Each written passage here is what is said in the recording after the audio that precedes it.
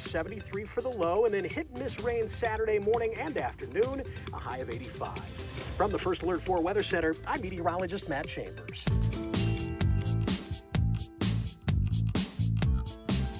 We know it's early. Mike's not totally awake yet either. This is Mike Ferguson in the morning on News Talk STL. Happy Flashback Friday, y'all. Hey, appreciate you being with us here on News Talk STL. As always, looking forward to hearing which bump music you all requested. This is always fun. You guys have some of the best picks, so I'm really looking forward to that. A little bit later on today, guess who's taking one on the chin from the Trump administration right now? Yeah, bicyclists. Not saying some of them don't deserve it. I'm just saying it's actually happening. We're going to explain how they got lumped in with DEI stuff in just a little bit. And it has to do with the money. It has to do with where the money is going to go. So I found that story kind of interesting. Jerome found it and sent it to me. So we'll get into that here in just a little bit. Hey, did you know that a recent heat wave in Europe's being blamed on you and me and other Americans here because we like our air conditioning, because we don't want to sweat through our clothes and sofas and bed sheets at night? So apparently the heat wave over there is our fault. Well, if it is, I'll take it. That's fine. But how silly is that? Well, we talked to Dr. Bonner Cohen, our friends from CFACT, on Thursday's show. And here's what Bonner had to say. People are demanding, how can we Americans be so comfortable when there's a heat wave going on? Well, the answer is with air conditioning. AC. Yeah. Because we have it and they don't. And they're actually blaming us. I actually was at a week, I guess it was last weekend or so. I actually was not directly talking to this guy, but I was next to a conversation. And he was like, there are people dying in Europe and in Africa, and it's because of climate change, and it's our fault. And this guy was actually like worked up over this. Mm-hmm. I'm like, okay. And I just the person he was talking to looked at me and I just kind of rolled my eyes and walked off. I'm like, I'm not. No. I'm not. There's nothing to be had from me going, hey, let me join the conversation. You're an idiot. I'm not going to do that because that's my style of diplomacy. But they're in all the way over in Europe. They are complaining because we're comfortable and we don't want to sweat through our clothes in our living room. Yeah. And somehow that's to blame for what's happening in Europe. Dr. Bonner Cohen's going to try to make sense of this from our friends at CFACT, the Committee for a Constructive Tomorrow. And Bonner, good to have you back on the program here. So it's summertime and it's hot, and it's particularly hot. It's a heat wave in Europe, and somehow they're making this out to be our fault because we like to be comfortable in our homes. Well, I assume your conscience is as guilty as mine. Just think of the horrible things we have inflicted on Europe through our use of air conditioning. This is actually the narrative that gained some support, not just in France, but elsewhere, that we are at fault for a hot spell that hit northwestern Europe about a week or so ago. Actually, that spell has already broken temperatures, and now they're back to normal.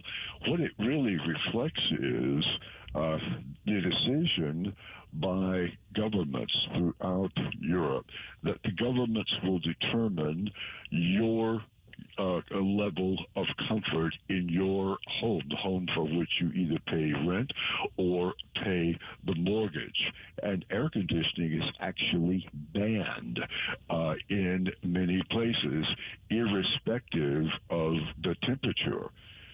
The last hot spell that Europe had, the one that garnered so much attention, was in Ireland, Britain, France, the Benelux countries,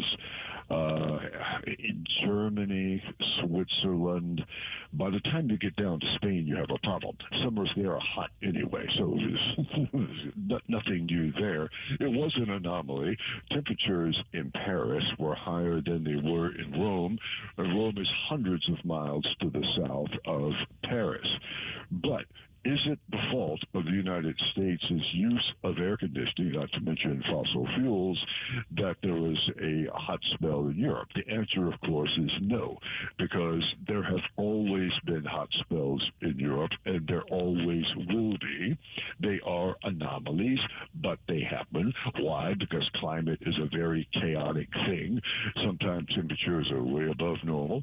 Sometimes they are way below normal. There are flouts. There are droughts. There are floods. All these crazy things that we all have to put up with. In the United States, we adapt. A gentleman by the name of Willis Carrier invented air conditioning in 1902. So this is hardly something that's really new. And it became very widespread in this country. We're way to the south of Western Europe, and we're going to have warmer temperatures here anyway because we're closer to the equator. But guess what we've done? We have adapted, and we can lower the level of discomfort here and incidentally raise our own, not just comfort, but our own productivity by the innovative use of a technology. And I think that's a good thing. Okay, just real quick, you say that the heat wave kind of broke in Europe. I will notice that's right after Mayor Mamdani told everybody to turn their thermostats up to 78. So I'm saying maybe we fixed it by moving our thermostats up. Maybe that was it. Yeah, that's right. And please note that Mamdani is going down the same road as his socialist comrades are going down in Europe, that he will determine the temperature in your dwelling. Where in the world does he get off doing that? Mm-hmm. That's up for individuals, New Yorkers, to determine. One of the things he could do, of course, and the whole political establishment in New York could do, if they're worried about temperatures, be they hot or if they're cold, is to increase their productivity of energy. New York State has tons of natural gas.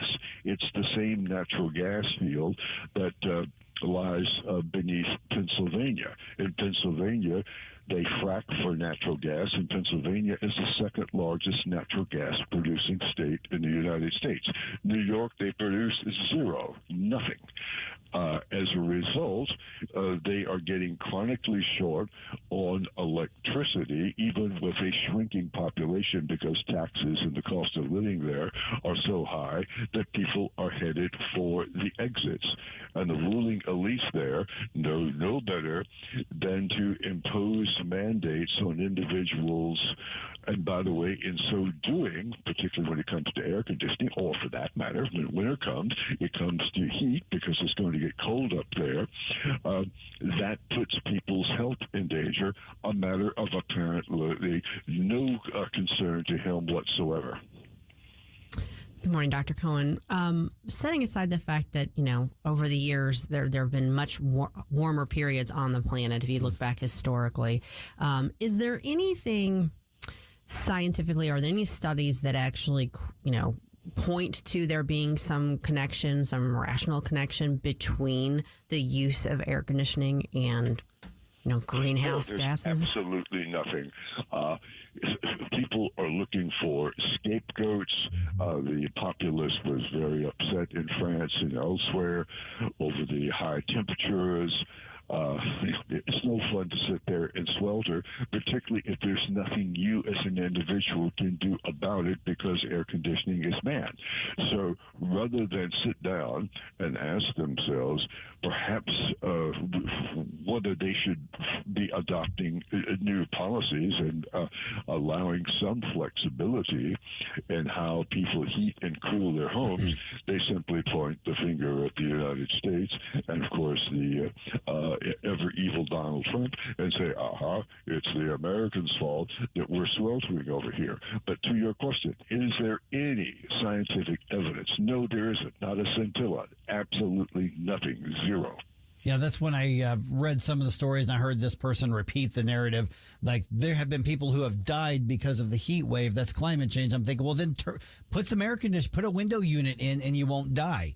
That's pretty simple on that. But we're visiting with Bonner Cohen from our friends at CFAC. But Bonner, then what's the bigger picture? It's one thing to point and giggle at the Europeans who are saying silly things like this, but is there an effort to take this alarmism and take this frenzy and try to do something with it here, try to restrict this here somehow?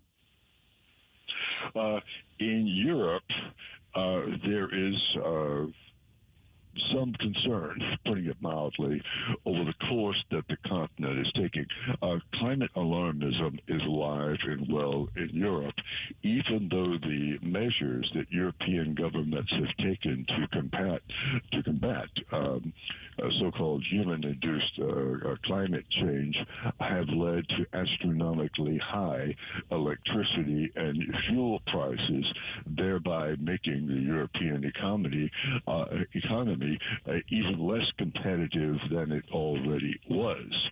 So there, the natives are getting restless, but they're not nearly as far here. People over there, even though they do recognize to a certain extent the shortcomings of wind power and solar power, there's nevertheless doubling down on their commitments to move away from fossil fuels and move in the direction of renewable energy. But renewable energy, wind and solar, can never meet their energy needs, not even at a time when the European economies are slowing down. So don't expect the kind of resistance there that you have here. It's a cultural thing. We are much more inclined to raise a stink about something when we don't like it than they are.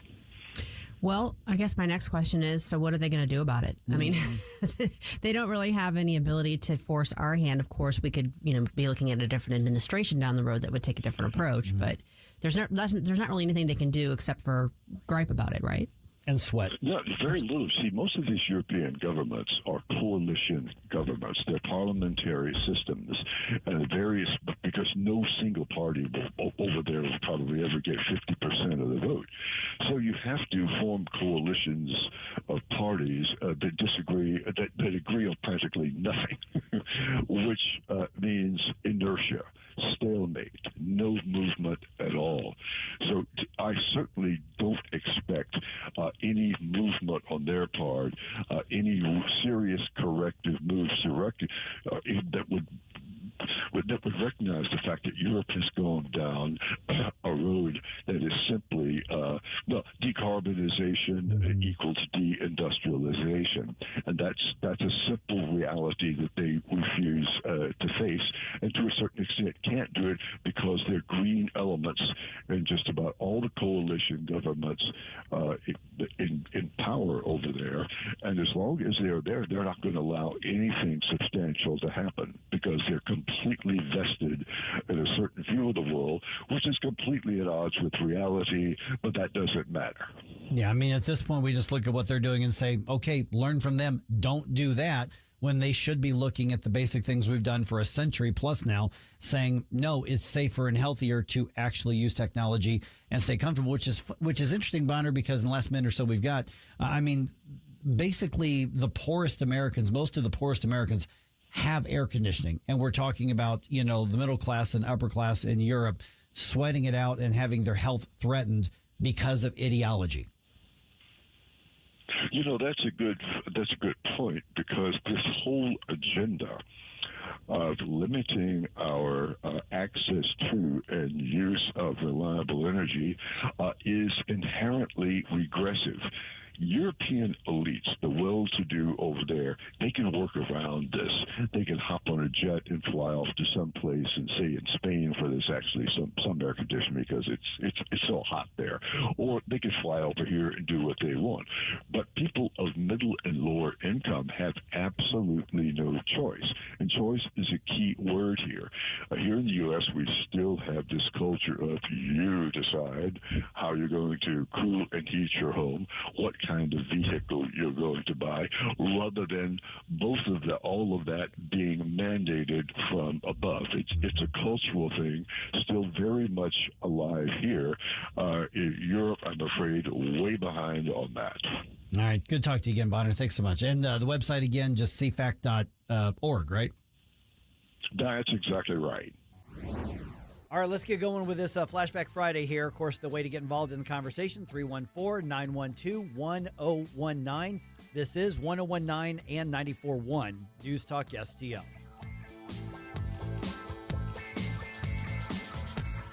If you have a phone, you have a radio. Download the all-new News Talk STL app. Love the all-new NewsTalk STL app. On my way to work in the morning. Usually I'm in the car. I listen on the app in my car every morning going to work. Download the News Talk STL app and listen anytime, anywhere.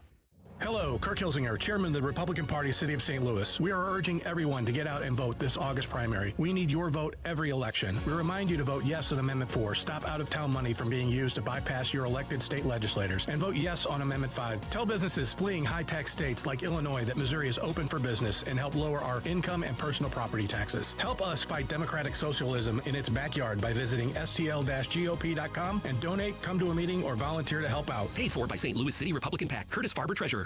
It's a brand new show on News Talk STL, JC's Sunday Showgram. The Major League Baseball All-Star Game was held in St. Louis this week back in 2009. We'll go back and visit with two of the celebrities that played in the softball game, Webster's Jenna Fisher from The Office and Conan's sidekick Andy Richter. Plus, I'll tell the story of how Bob Costas' wife got me in trouble with Kevin Costner's people in Hollywood. All brought to you by the Weber Automotive Group. Sunday morning, 7 to 9. Then podcast each Monday on NewsTalkSTL.com.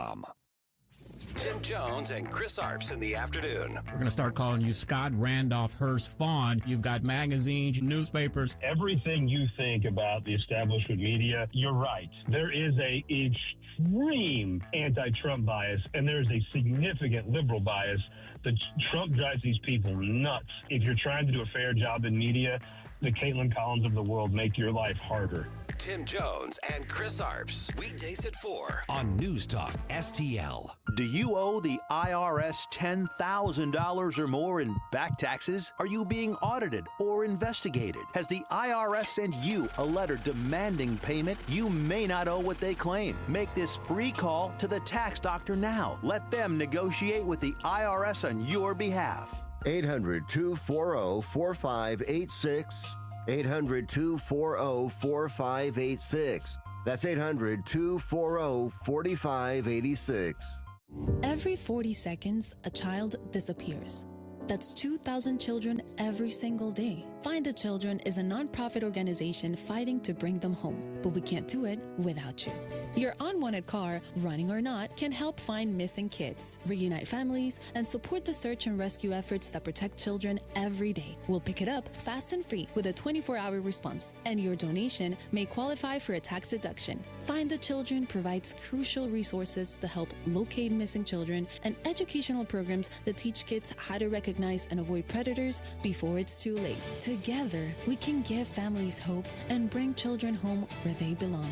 Donate your car today and help bring a child home. Find the Children, because every child deserves to come home. 800-757-1340. 800-757-1340. That's 800-757-1340. This advertisement was paid for in partnership with Cars R Us and Find the Children.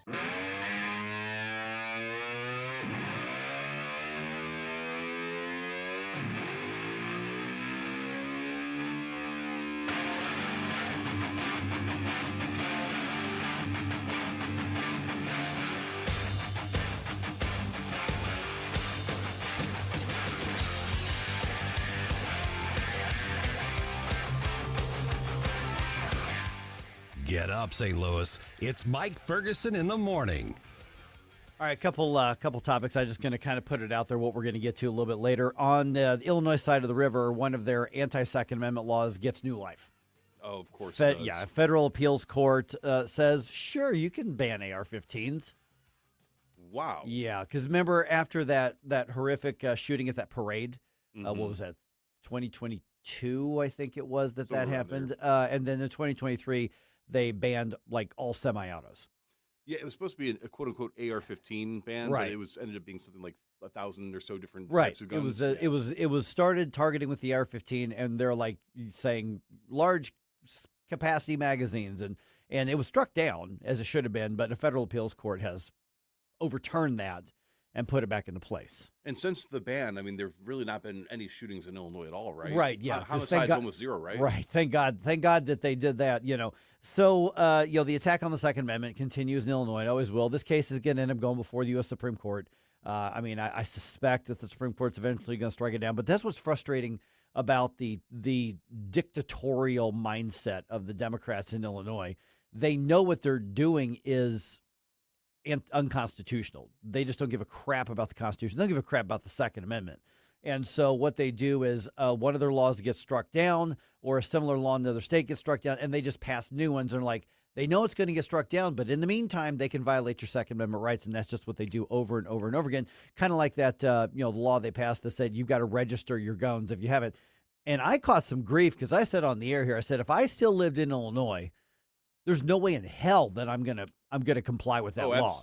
By no means would I comply. I would never do it. And even the Illinois State Police was like, yeah, maybe 1%, 2% are complying with this, but they knew the story. And I actually had people give me grief and email me like, how dare you? You're a conservative talk show host and you're talking about violating the law. I thought you guys were law and order. I thought we're law and order because I think it was somebody who identifies as a conservative, so a trans to a person, I guess. And I'm like, no, it's unconstitutional. If the law is blatantly unconstitutional, you don't have a moral obligation to follow it. No. Now, there could be legal consequences for that, for taking your stand. But with this case right here, if I owned an AR-15 in Illinois, just hide it well. Yeah, is basically what I'm saying. Okay, also a little bit later on today, I think this is interesting.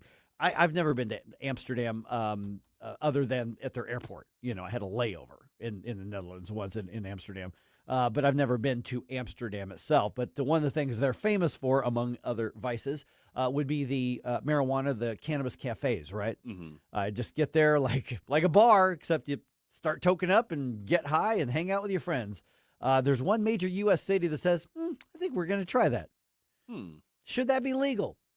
Is that possibly a good idea? Is it a bad idea? So we're going to get into that a little bit later on today. I'm curious as to what you think on this Flashback Friday.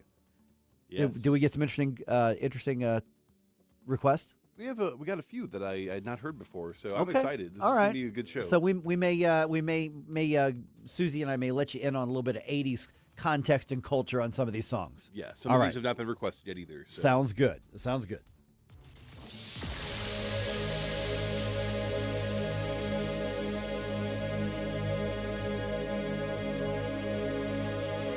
Hey, it's Chris Arps. Becky and I recently discovered a restaurant that's quickly become one of our go-to restaurants, Timothy's in Creve Coeur. Led by executive chef Will Mabry, Timothy's serves contemporary American cuisine with a touch of Southern charm. Dishes like pastrami, smoked lamb, and shrimp and grits. My wife absolutely loved the lobster pot pie, and everything we've tried has been incredible. Amazing house-made desserts and over 500 wines to choose from. Enjoy dinner 7 nights a week, plus lunch, brunch, and private events. Timothy's in Creve Coeur at 12710 Olive Boulevard or online at timothysstl.com. The Herzog Foundation is the vision of its founder, Stanley Herzog, and it exists to promote quality Christ-centered K-12 education nationwide. Hi, this is Chris Stegall with the Herzog Foundation. We offer a wide variety of resources relevant to today's families, including a free online publication called The Lion. The lion is one of God's most majestic creatures, symbolizing strength and courage. Named for its attributes, the Lion publication carries articles covering a wide range of topics facing American families and culture, especially related to the education of children. The Lion can be found online at readlion.com. That's READ lion.com. Sign up for The Lion at readlion.com and find dozens of must-read articles published every day. Visit readlion.com and subscribe for the weekly and daily digests so you never miss an article. Readlion.com. That's readlion.com. Hey, it's Susie Moore for Window World. Did you know that in just over the last 20 years, Window World of St. Louis has improved the look and thermal efficiency for over 80,000 customers in St. Louis? Plus, Window World windows come with a lifetime warranty that covers all parts, glass breakage, and labor. And now, Window World is offering 36 months, same-as-cash financing with approved credit. Call them today at 800-GET-WINDOWS for a free in-home, no-pressure estimate. That's Window World at 800-GET-WINDOWS. They're the preferred window of the St. Louis Blues. Hey there, it's Chris Cooper, your financial friend with Serenity Wealth Management. Tune in this Sunday right here on News Talk STL, the Serenity Wealth Now Show. This week, we're going to get a little detailed. We're going to talk to our friends Brian and Heather with Detail 360 about taking care of one of your investments and protecting it. Your toys, your cars, your vehicles, your RVs, your golf carts. We want to make sure they're protected from the elements. We want to make sure your financials are protected too. So tune in right here, News Talk STL, the Serenity Wealth Now Show, this Sunday and every Sunday, 9 a.m. We'll see you then. Investment advice offered through Fortis Capital Advisors, LLC.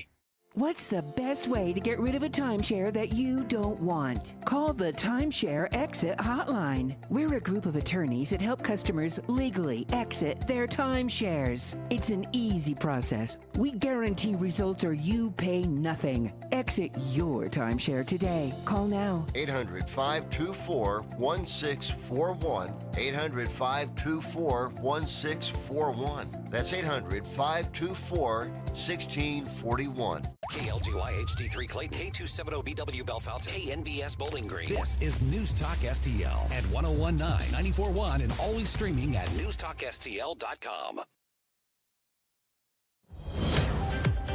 News this hour from Town Hall. I'm John Scott. Back and forth attacks between the U.S. and Iran as Tehran has targeted American allies in the region. Missile alert sirens went off in Bahrain, Kuwait, and Qatar as Iran retaliated. There's no word on if there's any damage in those Gulf countries, but it just shows how everything is escalating, and this interim deal to try to end the war now looks increasingly at risk. Correspondent John Gambrell. An Iranian military drone displayed this week in Coral Gables, prompting warners from lawmakers and national security experts who said Iran's growing relationship with Cuba could pose a threat to the United States. These drones were believed to have been sent to Cuba before the war in Iran began. In health news, some 1,000 cases of a parasitic infection spreading in the Midwest. Cyclospora is a parasite that causes severe diarrhea. It spreads through contaminated food and water, often linked to fresh produce. The largest Cyclospora outbreak is in Michigan. Investigations are underway in 28 other states, including Ohio. No deaths have been reported. The CDC says Cyclospora is usually not life-threatening and can be treated with antibiotics. Experts say finding the source of the outbreak can be difficult, and it's best to cook vegetables. Cyclospora can really stick to some foods, so washing may not eliminate the risk of infection. I'm Ed Donahue. Sales of previously occupied U.S. homes slowed in June, but a key measure of home prices climbed to an all-time high, adding to prospective home buyers' affordability challenges. The National Association of Realtors said that existing home sales fell 2.4% last month from May. Sales rose 2.8% compared with June last year. The national median sales price increasing 1.8% to $440,000. More from townhall.com. My doctor told me my cholesterol is borderline, so I took control with Garlic Healthy Cholesterol Formula. Garlic helps maintain healthy cholesterol safely and naturally. It's odor and taste-free, and Garlic is a world leader in garlic potency. I'm taking charge of my cholesterol with Garlic Healthy Cholesterol Formula, cholesterol's natural enemy. These statements have not been evaluated by the FDA. This product is not intended to diagnose, treat, cure, or prevent any disease. The term natural references only the garlic in the product. Use as directed. Progressive knows you could have easily taken the freeway, but you took the scenic route to see a waterfall and an oddly busy boiled peanut stand. Discovering the unexpected is exactly why you bought an RV, so protect it with a bundle from Progressive. Because although you may be 3 hours behind schedule, you're 6 jars of jam richer and possibly enrolled in a butter churning workshop. Switch to Progressive and protect your RV, boat, or motorcycle by bundling with your home and auto insurance. Progressive Casualty Insurance Company, affiliates, and third-party insurance. From the News Talk STL Weather Center. Dangerous flooding ongoing in some areas south of St. Louis this morning. We're talking Rolla to Farmington and south. For the rest of us, kind of a waiting game with a lot of dry time through the midday hours. We'll watch for scattered storms to pop up again this afternoon into tonight. Some of those could produce some strong winds and add to the flood risk, too. 89 for the high today. Scattered rain and storms tonight into early Saturday, down to 73 for the low, and then hit-and-miss rain Saturday morning and afternoon, a high of 85. From the First Alert 4 Weather Center, I'm meteorologist Matt Chambers. This hour of News Talk STL brought to you by Chris Cooper and Serenity Wealth Management. Business owners, download your free playbook for financial clarity at SerenityWealthBiz.com. That's SerenityWealthBiz.com. You work hard, follow the rules, and get absolutely slammed by taxes. Your paycheck taxed, your property taxed, everything you buy taxed.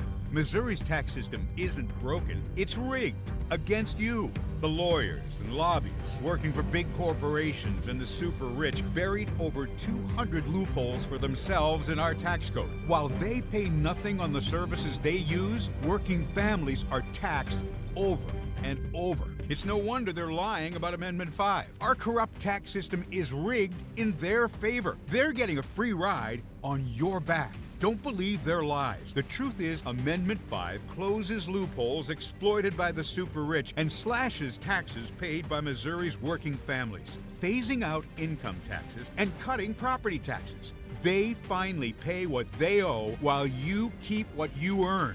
Vote yes on Amendment 5, paid for by Missouri Promise PAC. What happens next? The U.S. strikes in retaliation. Happens right here. These are evil, sick people, and we have to rid that cancer. Iran will not have nuclear weapons. 101.9 and 94.1. St. Louis is #1 for conservative talk. News Talk STL. Mike Ferguson. Are you being intentionally dense? Huh? Susie Moore. Have you ever been mistaken for a man? No. Have you? Get up, St. Louis. We're a different kind of clown show. Mike Ferguson in the morning on News Talk STL. All right, here in just a minute or so, I want to do a quick follow-up on that situation in Illinois where the AR-15 ban, the semi-auto ban, the federal appeals court brought it back to life. Yep. They brought it back. So I'll get your thoughts on that here. Also, real quick, it was kind of funny after you went and started your RedState shift, RedState.com shift, Susie. As you know, Camellia Peterson from Americans for Prosperity was already here, so she just kind of jumped in and hung out with us for an hour or so. She did one of her take a selfie. She's like, I'm hanging out with the News Talk STL crew, and then put that up. And wow, what a fan club of trolls she has on her Facebook. She really does. Oh my goodness! I did notice that. I was like, oh. Yeah, that's there's a lot of people. She gets a lot of hate. There's a lot of people who have around the state who do not listen to News Talk STL and have never heard us, have very strong opinions about us. Yeah, well, just because we're hanging out with Camellia. I thought about texting her. I'm like, wow, you got quite a fan club. But she was doing the event down in Washington, Missouri, which actually, I forgot to tell you, Jerome, she actually, Stel Ponticus, our buddy Stel, was there. Oh, great. And so he took some pictures. And so I should send those over to you. And so in case we can put those up on social media from last night's Americans for Prosperity event, town hall meeting there. All right, 6:06. You know what? Let's just kind of go ahead and right to the review. It wasn't one of those weeks where there were a million different stories, but there were some big, like, emotional ones that hit people in a lot of ways. So let's kind of do a quick review. Here's what the news sounded like this week right here on News Talk STL. Parents, loved ones, churches, and generous companies and individuals will be able to contribute funds to these accounts to grow throughout the child's life. It was emotional a couple of times. Erica Kirk actually had to leave the courthouse, not the courthouse, but leave the courtroom because they were going into real detail about what happened to Charlie, what happened with the shooting before, during, and after. Here's a man who was drunk and who, by dictionary definition, raped me. And he's blaming drunk women. Every American who was paying attention and who has an IQ above a toaster knew that this guy's motherboard was fried. They're liars, they're cheats, they're sick people. They've hurt their people. They killed 54,000 people as of now that were protesting. You know, when people say, how come they haven't taken over? They can't take over because they're dead. Ultimately, the goal is not to punish people. It's just to get a clean election that everyone can believe in. Yeah, we're going to get to that story in the news dump there.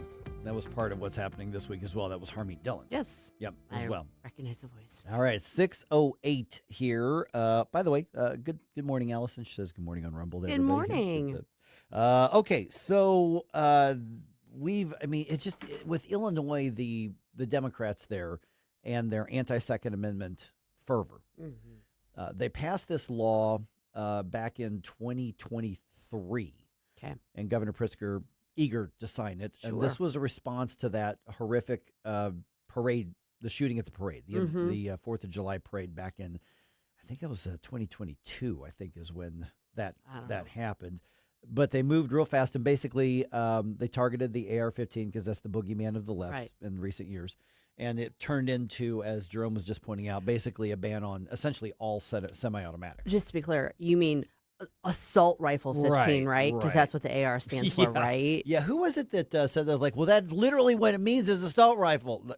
It means Armalite rifle model number 15 is what it means, but it's fully semi-automatic. Right. Fully semi-automatic. That was a real thing a real reporter said. Fully semi-automatic. All right, yeah.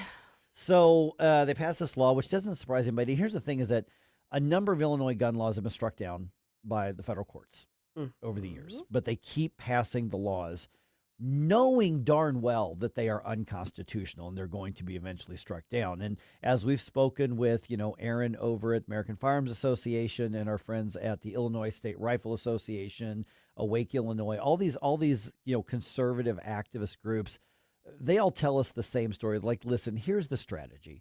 They know these things are going to get struck down. They actually likely are well aware these are unconstitutional laws, but it takes years for them to be struck down. Right. Therefore, in the meantime, they can behave unconstitutionally and threaten people with fines and imprisonment and sanctions and all these kind of things in the meantime, knowing full well that eventually, if it's not the Supreme Court, one of the upper courts right below it, are eventually going to strike this down because it's unconstitutional, anti-Second Amendment on its face. They just don't care. Yeah. And so the federal appeals court ruling yesterday to bring this law back from the dead, because it had been struck down earlier.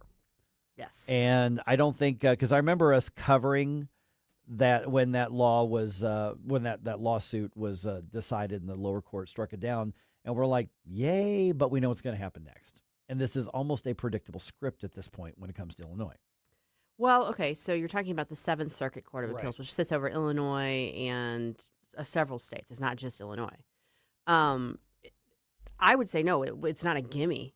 The fact that the lower court actually struck it down was the more surprising part. With the appellate court, you don't know, and it was a 2-1 decision. It was 2-1. Yep. Right. With the Chief Justice being the one in dissent. So, or I guess he's called Chief Judge, whatever, of the appellate court. So it's going to go up to the Supreme Court. There's a couple of these particular, I think they're like AR specific cases that are winding their way up and are probably all going to land before the Supreme Court in the next term. Right. My suspicion is that given the court's ruling in Bruin, which I don't think they're in any way going to be overturning, that this will get struck down by the Supreme Court. That's my guess too. Yeah. And but we'll have to go through all the paces to get there. Yeah, and then my other guess is because I think you're 100% right about that. That's what I think is going to happen. Is that then Illinois will pass another blatantly on its face anti-Second Amendment unconstitutional law that's in clear violation of that ruling, and basically just say, well, come get us, and make the pro-Second Amendment activists and gun owners spend a crap ton of money to try to defend their rights again. And that's probably all you're going to get in Illinois unless someday Illinois can be flipped red, which I guess, Illinois used to be a Republican state. I mean, way back when, but which I don't see it happening anytime soon, if ever. But that's their tactic, is they just, in the Democrats, the far left Democrats, which is really about all you've got in Illinois at this point. There are some downstate Democrats who are a little more traditional, but for the most part, the Democratic Party in Illinois is very, very far left. Yeah. And so they don't care that they're violating people's rights or violating the Constitution. They're just going to keep doing this over and over and over again because there are no consequences. They're just going to force people defending our rights to just spend hundreds of thousands of dollars to do it in perpetuity. Pretty much, yeah. Yeah, I mean, it's, the question is, okay, how can you hold officials accountable if they are continuing to pass laws that are in violation of the Constitution? Well, short of, obviously challenging those laws, there's not a lot. No, I mean, there's not. You can you can file civil lawsuits against officials when they violate your rights under Section 1983. I can't remember the beginning of the statute, but anyway, Section 1983 claims. But I don't even know that this would fall within that. Yeah. So it does. It's kind of in that gray area where there's not, the pushback is electing different people. Yeah, but their state assembly districts are so gerrymandered, as most states are now. Missouri's are, frankly, too. Sure. I mean, sure. Missouri is basically a 55-45 Republican versus Democratic state when you look at the votes. Right. But it's an overwhelming Republican majority. That's just the way the districts are drawn. And Illinois has done that to benefit Democrats. Sure. Yeah. Sure. But, So, yeah, I mean, I don't know if we're going to just keep self-selecting so that we get to the point where states are red or blue, and that's it. Yeah. Maybe. I don't know. Well, that's what we're saying. I mean, parties picking their voters instead of voters picking their representatives. But yeah, I mean, it's like you really can't sue lawmakers for the votes like this because they're just voting on a policy. They're voting on a law. It may be a bad vote, an unconstitutional vote, and they're going to say, well, the system is the courts. That's what the courts are for. Yeah. But they're just going to keep doing it over and over and over again, and I don't see any way to stop it until you can flip a state like Illinois red or at least make it purple. Yeah. And then there's a threat. Never say never. Yeah. No, I mean, I grew up in Illinois with Republican governors and Republican secretaries of state. Missouri was a Democrat state until not too long ago. When I first started my career, Missouri was run by Democrats. Yeah. Not the kind of Democrats that are now, but those Democrats, traditional Democrats. It's true. Stranger things have happened. So, a St. Louis business was put on notice, clean up or get a date in court. And we've got that story coming up at 6:20.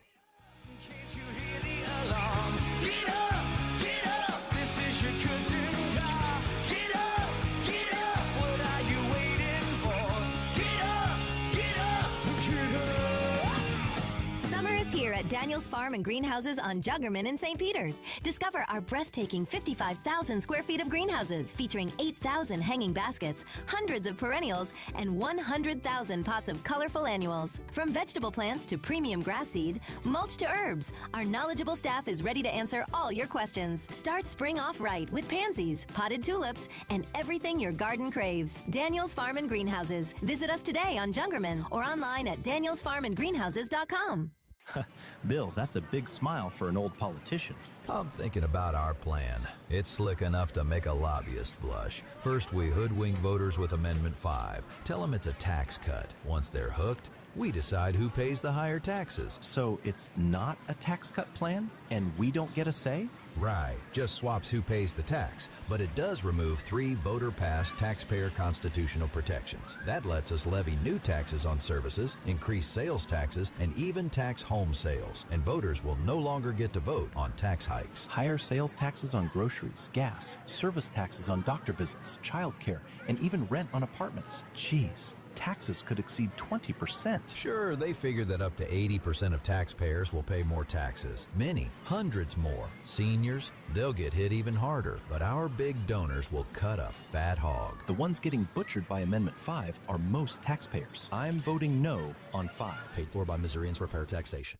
I'm Dr. TJ, owner of the Institute of Natural Health, co-owner of Optimal Nutraceuticals, and the host of Wellness One. Wellness One is designed to cut through the nonsense and provide you common sense science-based information regarding health and wellness. On the show, we discuss topics like thyroid health, gut health, hormone optimization, and many others. Our show airs Saturdays at 10 a.m. and 2 p.m. and Sundays at 11 a.m. and 3 p.m. right here on NewsTalkSTL. And you can visit us at inhstl.com. That's inhstl.com.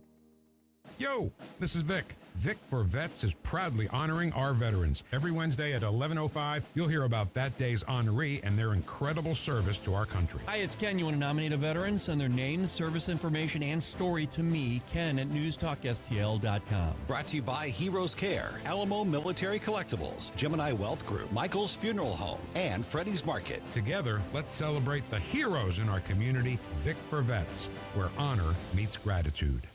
Hey, Colombo here for Intervine, a great local company that has customers all across the country due to the quality of their products. Intervine has the best flashlights, lanterns, headlamps, and even batteries, including the new Monster 2000 Lumen waterproof lantern and the Sentinel 2000 self-defense flashlight.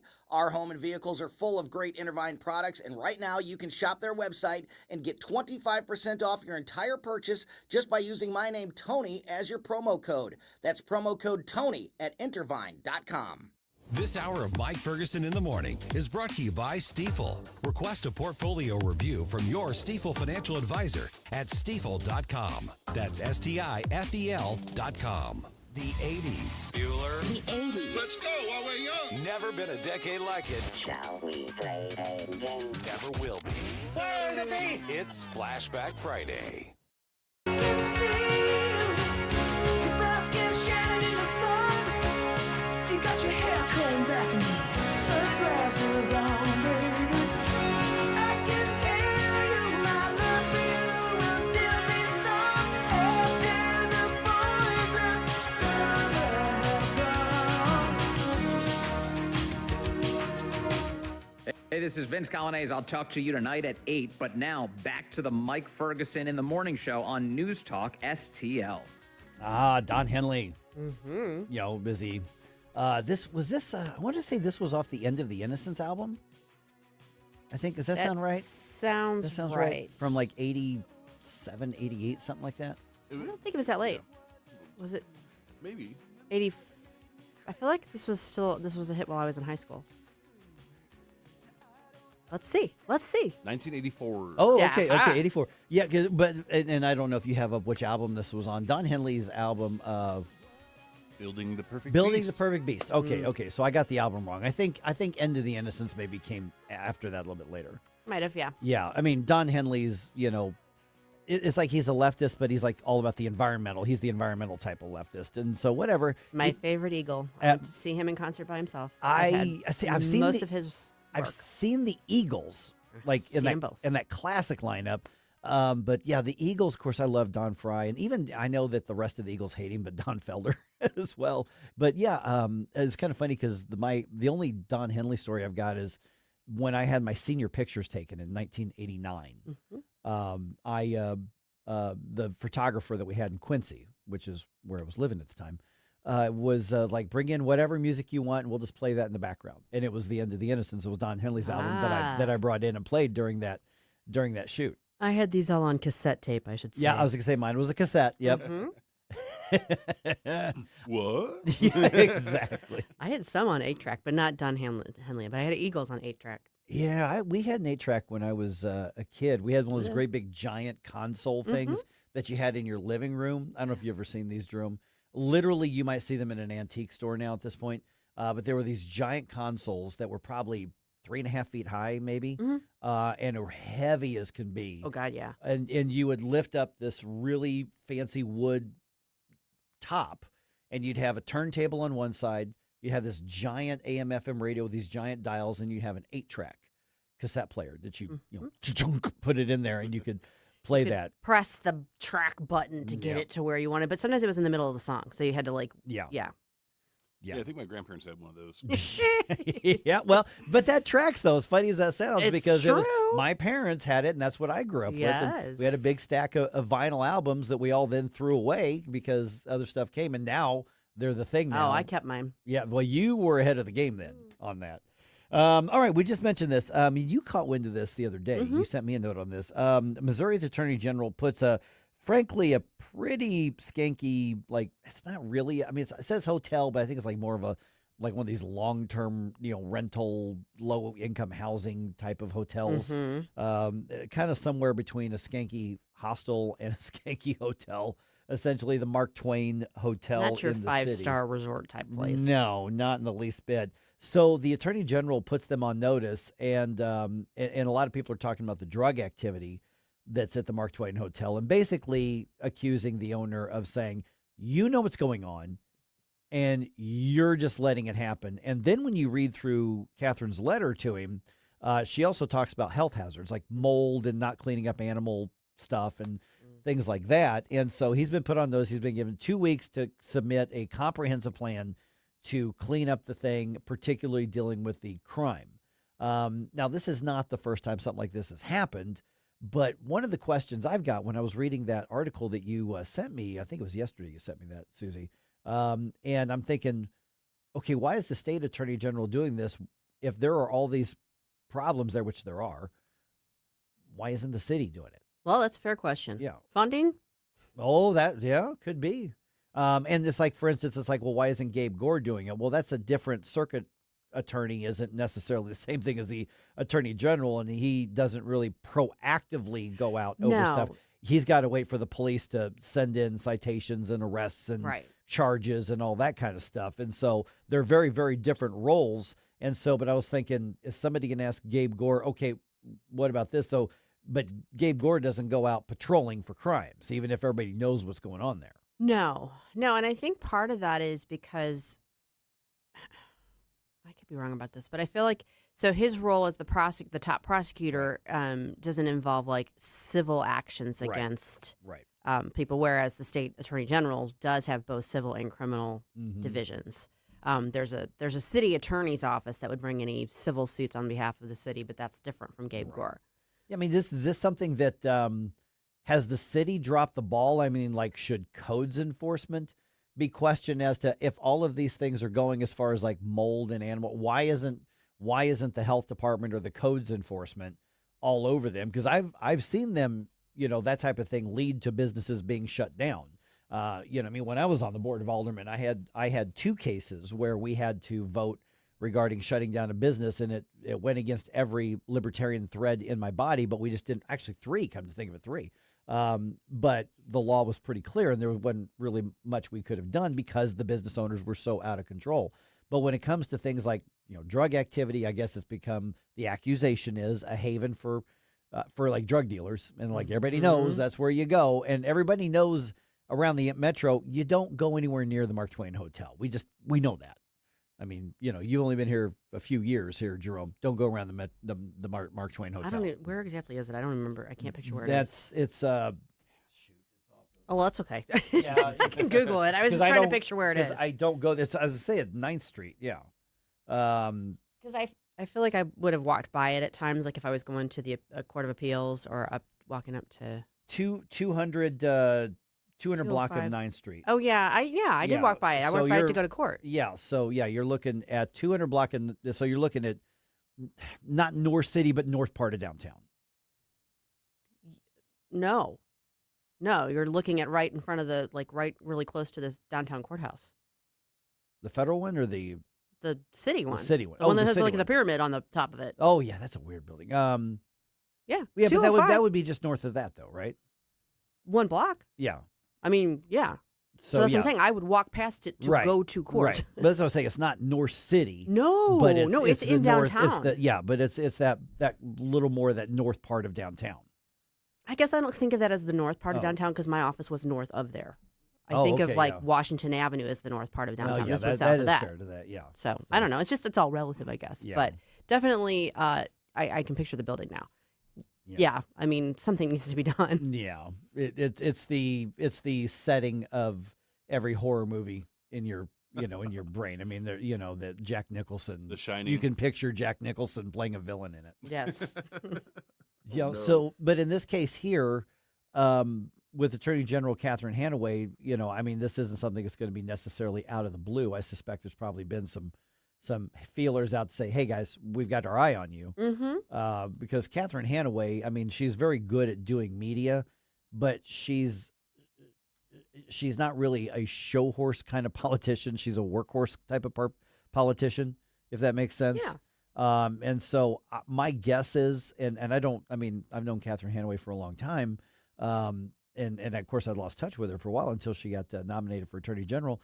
But she doesn't bluff. Let's put it that way. No. If this notice came, there's something being prepared or already prepared if they don't respond in the way that she likes. Yeah. So what would be the right, whether it's legal, the legal code or whatever, Susie, what is it the state government can do from a civil perspective to hold a derelict business like this? Because we also want to say, there's a line that, you can be a bad business, but this isn't about just being bad or having unhappy customers necessarily. Yeah, I mean, she's citing to public nuisance statute, and I haven't looked that statute up, so I don't know exactly what the, penalties can be for violation of that. My assumption is going to be they'd primarily be monetary, like fine. I mean, I think they could probably shut something down. Yeah.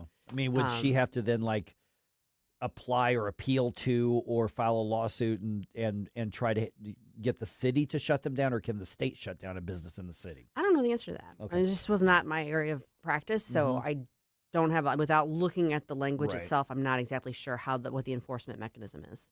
Well, in the complaint that was issued at the very, near the very end, one of the last paragraphs says, in addition to its being used as a drug den, it is unreasonably interferes with the health and safety of the residents, citing it's filled with mold and other sorts of nastiness. wouldn't that be grounds just to condemn it temporarily? Well, And then, I mean, yeah, that's why I say if it's got that much problem as far as like mold, and she referenced like bird droppings that haven't been cleaned up and animal stuff. In that case, you've got part of City Hall not doing its job as far as the mold and the health hazards. Yeah. You know, that's not something that should fall into the lap of the Attorney General. But if the city isn't doing it, then apparently she's got some jurisdiction to do this. But if you've got that big of a mold problem, where's the city health department on this? Where's codes enforcement on this? yeah, because I mean, it's even going so far as to say that there are holes in the roof that are allowing water to come in. And I mean, this place just seems like a decrepit, like one of those abandoned buildings that you would expect squatters to be. It doesn't sound like it should actually be in business right now if that's the case. So I don't know. That's very it's very concerning that this is operating. I almost wonder if it's one of those things that kind of falls through the cracks because no one really knows for sure who has the jurisdiction to fully, enforce this. I mean, it should fall on the city, but if they, for whatever reason, are not, then Yeah, I mean, it seems like Gabe Gore at the circuit attorney's office he's clearly cleaned up a massive mess there, and he's clearly on top of what he's supposed to do. It just doesn't strike me that this is necessarily what he's empowered to do by law. So, but with everything you were just describing there, how on earth is City Hall, if this isn't a police thing, if City Hall, how are they allowing things to get this bad? Good question. We built these bike lanes on DEI. Now, some people accuse bicyclists of being annoying, but are the lanes actually built on the streets for them as a DEI project? We're going to find out why that question is being asked coming up at 6:35.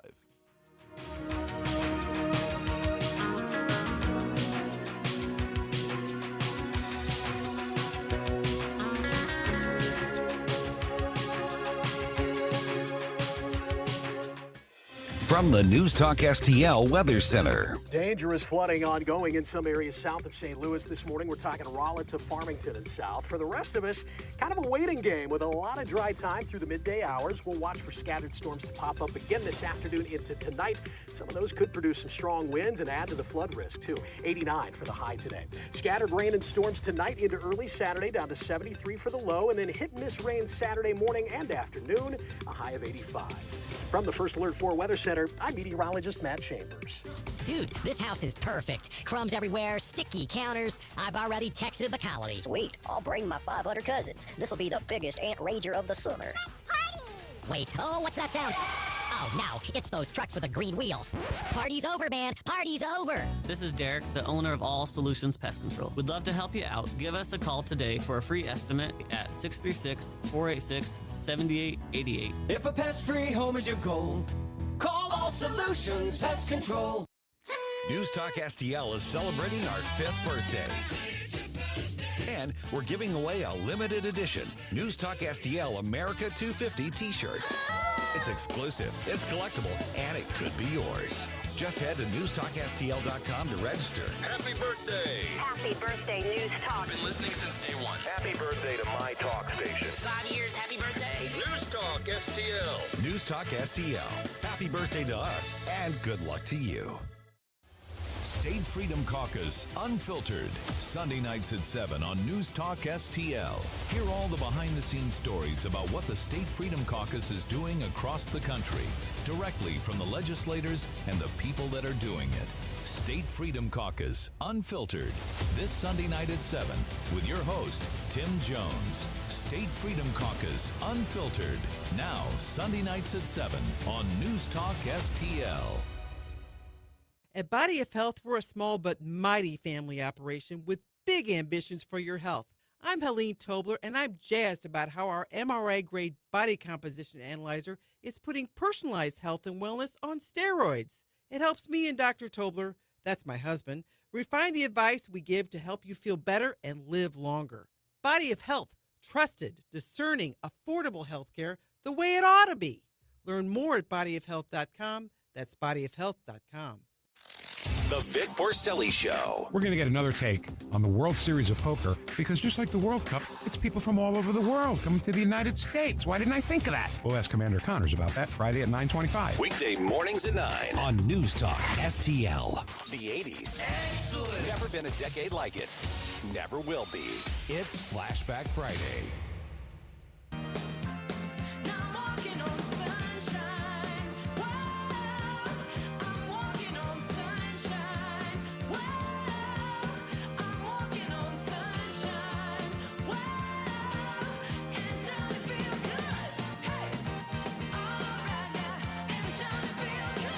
Hi, it's Randy Tobler here. Pour a big cup of coffee and catch my show every Saturday morning from 6 to 9. Right now, it's back to Mike Ferguson in the morning here on News Talk STL. That was at least a 7 on the Susie dance scale. Yeah, that's pretty beboppy. It is very beboppy, and it's Katrina and the Waves. Yes. Yes, very good. Yes, that was her only hit. I think so. I don't remember. I mean, she had an album out. I think she had a couple albums, but that was the only one. And this was early 80s, like 83, 84, something like that. Well, and this is when these music videos didn't really make a whole lot of sense either. It starts off with it, she's like dancing in an abandoned warehouse, and then the rest of the band's all stoic and trench coats. That's right. Like, what's going on here? I was going to say, when you say when they didn't make a lot of sense, like there was a time when they did. Mm-hmm. Yeah, I'm not sure there ever really was a time when they did. This was still early MTV, and they were just like shooting Throwing where up they anything could shoot. that was like visually like right. intriguing. Yeah. And the funny part is like the lyrics in this song don't make sense now. Like, go to the mailbox, for your letter, Yeah. Well, I mean, I still go to the mailbox. Well, yeah, but we just get bills and junk mail now. When was the last time we actually got an actual written letter that was? I sometimes get birthday cards and Well, stuff. yeah, there's that. That's right. Must be nice. Way to rub it in. When's your birthday, Jerome? I'm not telling you. Then you don't get a card. Kind of hard for me to send you a had card. you had your chance, Susie. Okay. Save $4 from Hallmark. For That's that. right. All right, 6:36 right now. Did you know that bike lanes are DEI? I hadn't thought about it that way, but I'm willing to listen. Okay, because I'll tell you who's making that claim, and a lot of money is at stake being claim on this. All right, let's see here. Obviously, going into the weekend here, RedState.com keeps you up to date. And then also has, obviously, some commentary there as well mixed in. So, Susie, if I go to RedState.com today, what should I be looking for first? This is the Red State Rundown. First up from Bob Hogue, you've got You Get What You Pay For. London descends into chaos after Morocco loss in World Cup. Yeah, so I guess the game didn't go well for Morocco, and its fans decided to riot all over London. Okay, so not upset at the England's team, but it was Morocco's team. Yeah, my understanding is it was people who are Morocco fans who were just, I mean, they lost to France. You'd think that they might have torched France, but no.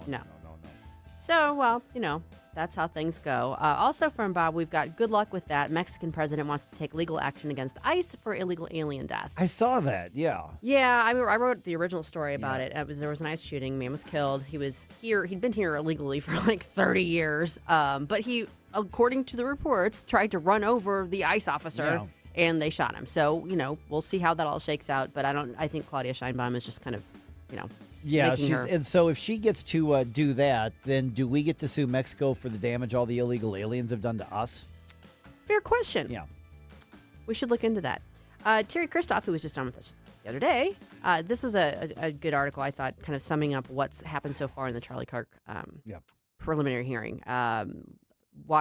She's got video here, and the judge it specifically shows the judge's stunned reaction as he's watching part of the video. Now, you can't see the video. They've got the audio off too, but the judge is watching like some compiled video of the actual moments of the shooting, and you see him visibly jump, like and a gasp. jump. It was like a jump cringe kind of thing. And you can tell he's trying to keep his face impassive after that.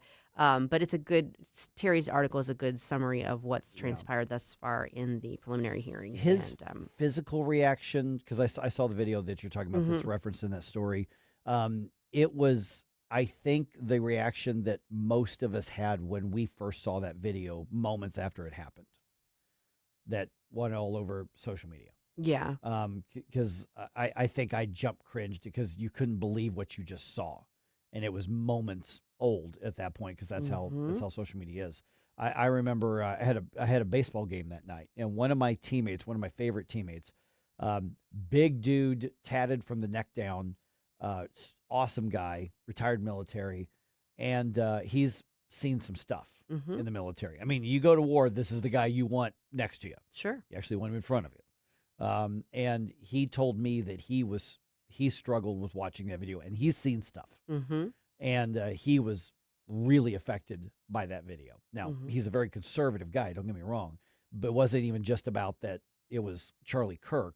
It was one human being did that to another human being. And then the graphic video, which can you imagine being Erica Kirk or Charlie Kirk's parents, or, having all of that on display. And they're arguing for put all the evidence out there for everybody to see. They are. Now, I know that they have gotten up and left the courtroom on a couple of occasions when they were discussing some of the specifics about the actual moments of the shooting, which I can Of totally course. understand. It's hard for me to talk about now. And we're, almost a year after. But yeah, that story on RedState.com referencing that because I don't think that's something that says, well, the judge is going to be biased because it's a murder. I mean, and so it's a particularly horrific one at that. Not that there aren't. No, and he didn't. I mean, he just was watching it to make sure that he was aware of all the evidence. Right. He just had a very visible, noticeable, very human reaction to a very upsetting video. So RedState.com, you get the update on that here as well. Okay, so the bike lane thing. Let me okay. Bicyclist, and I'm going to try to tread lightly here because I know people are very passionate about the whole bicyclist. Pedal and bike lightly, lane. Mike. Pedal. There have been people who have accused them of being arrogant and annoying on the streets. I've seen the accusations. I've heard that has happened. How lightly am I pedaling? Am I doing okay so far here? I'm just saying here. Okay, so Secretary of Transportation Sean Duffy, and I think Jerome, you spotted this one first here. Secretary Sean Duffy goes on social media, and he says, "Remember when Biden and Buttigieg," he phonetically spelled out Buttigieg, so Pete Buttigieg, used your money for DEI, bike lanes, and climate change. That's over. I just redirected $1.73 billion in Department of Transportation grants away from Biden-era DEI pet projects. Now this funding is officially locked in to fix America's actual backbone, roads, bridges, and shipping ports. And then the story, Daily Wire has the story, and he tweeted out the link to that Daily Wire story. And so I when you saw this, Jerome, and you sent this over, the funny part was, listen, moving money away from things like bike lanes and moving them into actual bridges and highways and things like that's just smart administration. That's just a better use of the money than what you had with the Biden administration. Most people, other than those who are in spandex and those funny shaped helmets, are going to probably agree with that. What I was kind of laughing at was bike lanes are DEI now. Well, you know why he's saying that, right? I don't, though. Tell me. Because this was a program instituted by the Biden administration to fund bike lanes and advance equity. That was the stated purpose of putting these together to begin with. So the Biden administration framed it as some sort of equity advancing measure. Okay. So this is the pushback to that. So are bicyclists a protected minority oppressed class now? No. They seem to be pretty affluent from what I've seen. I don't think it has anything to do with the bicyclists themselves. I think it has more to do with this sort of concept of I'm trying to think of what I would liken it to, because I don't have the original when they first implemented the program. I kind of remember there being, like, we, of course, were like sneering over it, but this is going back 3 or 4 years now. Yeah. Some of it has to do with climate change. Yeah. And then there was this, that really broad concept of equity that was used behind everything the administration did. This was framed that way. And I'll have to go back and see if I can find one of our articles about it. But yeah, I mean, this is actually the Trump administration kind of ridiculing the Biden administration's framing of what this project was. Yeah. I'm going to have to call them DEI cyclists from now on. I can't unsee that. Yeah, it does make you step back. Like you could look at that and go, okay, well, are they just calling everything DEI that they don't like now? That's a fair question. Sure. But I think this is because it was for some reason put forward that this somehow advanced equity. Yeah, I mean, I remember the arguments because for the unvehicleized, I don't know. Yeah, because I mean, like the push for bicycles, because in a lot of urban areas, you get that, like, get out of your cars and get on your bicycles, and there's been that environmental argument for a long time. Some cities, like for instance, around here, I'd say the closest city that I know of that goes crazy with the bicycle lanes and the spending would probably be Columbia, Missouri, and you probably see that with a lot of college towns. But I mean, years ago, 10, 15 years ago, they were spending like $2 million to do bicycle lanes on some of their secondary roads and even some of the main roads. Yes, I have an answer. Yes, ma'am. Ready?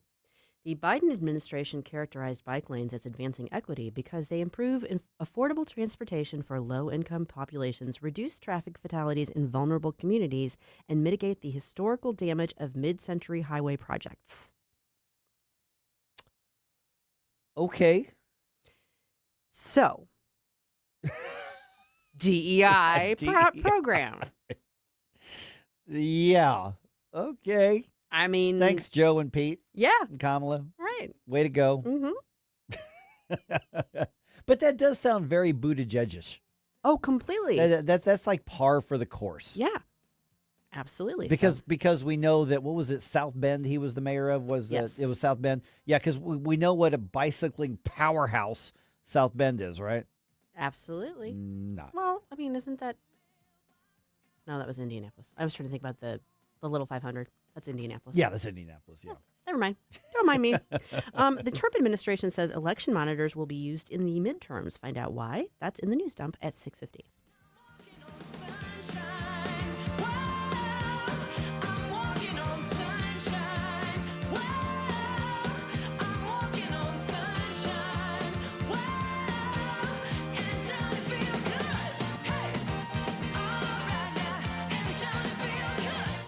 This is 101.9 and 94.1. Female millennial Trump supporter. I listen to it like every day. Like, seriously, you get it. News Talk STL. You feel it every time you check out. Prices up, paychecks stretched, families squeezed. That's why Ann Wagner's fighting to get government off your back and out of your way. Wagner passed the largest tax cut in American history, expanded child tax credits, ended taxes on tips, overtime, and Social Security. And Wagner is working to lower costs so families keep more of their hard-earned money. But Ann Wagner knows delivering for Missouri means more than just protecting their wallets. It means protecting our streets as well. That's why Wagner fought to secure our border, deport dangerous illegal aliens, partner with law enforcement, and put predators behind bars and off our streets so our neighborhoods and communities stay safe. Because real effective leadership protects what matters most: your money, your family, your safety. Ann Wagner for Congress. I'm Ann Wagner, and I approve this message. Paid for by Ann Wagner for Congress. There's an old way to buy a mattress, and there's a new way. You know what's funny? People spend more time reading reviews for a blender than choosing the mattress they'll sleep on every night. We've always thought that was backwards. At Snooze Mattress Company, we use advanced pressure mapping technology to help match your body to the right sleep system. No guessing, no pressure, just a better way to shop for better sleep. Stop in during our 4th of July event sale. When you sleep better, everything gets better. Hey, Jamie Allman here, looking for the ultimate escape? Well, welcome to Santino's, where luxury meets authenticity in a stunning 6,000 square foot destination. Browse hundreds of premium cigars in the walk-in humidor. Explore more than 700 bottles of whiskey. Whether it's their non-smoking wine room, gaming lounge with custom poker tables, it's Santino's just off Highway 55 at the Imperial exit. See them at Santino'sCigarCocktails.com. That's Santino'sCigarCocktails.com. Hi, this is St. Louis County Councilman Mark Harder reminding you to check out my new show this weekend. The St. Louis County Insider with Councilman Mark Harder. That's me. Every Sunday evening at 5, we will explore with you behind-the-scenes stories and information that you won't hear anywhere else. Plus, we talk to decision makers and influencers that have impact on what's going on in St. Louis County and beyond. The St. Louis County Insider with Councilman Mark Harder. I'll talk to you Sunday night at 5, only on News Talk STL. To everyone who serves and sacrifices, this one's for you. Heroes Care is giving away 1,000 suits to our heroes. Active duty, retired, guard, or reserve, military, police, fire, or EMS. Just show up with your ID and a suit is yours. That's Saturday, July 18th, 9 a.m. to 2 p.m. at the Heroes Care store in Gravois Village Center, Jefferson County. For those who sacrifice every day, we simply want to say thank you. Details at heroescare.org. Heroes Care, honoring those who serve. This hour of Mike Ferguson in the Morning is brought to you by Stifel. Request a portfolio review from your Stifel financial advisor at stifel.com. That's STIFEL.com. We'll be falling in love to the rhythm of a steel drum band. Down in Cocoa, Aruba, Jamaica, ooh, I wanna take you to Bermuda, Bahama. Come on, pretty mama, Key Largo, Montego, baby, why don't we go to the Kokomo? You can play it fast and then we'll take it slow. Love the music you hear on the morning show? Check out Mike's morning music playlist at NewsTalkSTL.com. The song that reintroduced the Beach Boys to like a whole new generation when we were in school. It's true. Yeah. Yeah. I guess there were people who didn't really know their stuff, although I guess you had to be living under a rock. Yeah. But anyway.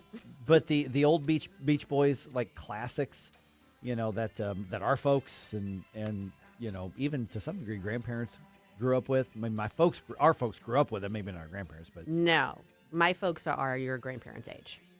My mom's 93. They didn't grow up with the Beach Boys. I grew up with the Beach Boys because I had older siblings. Yeah.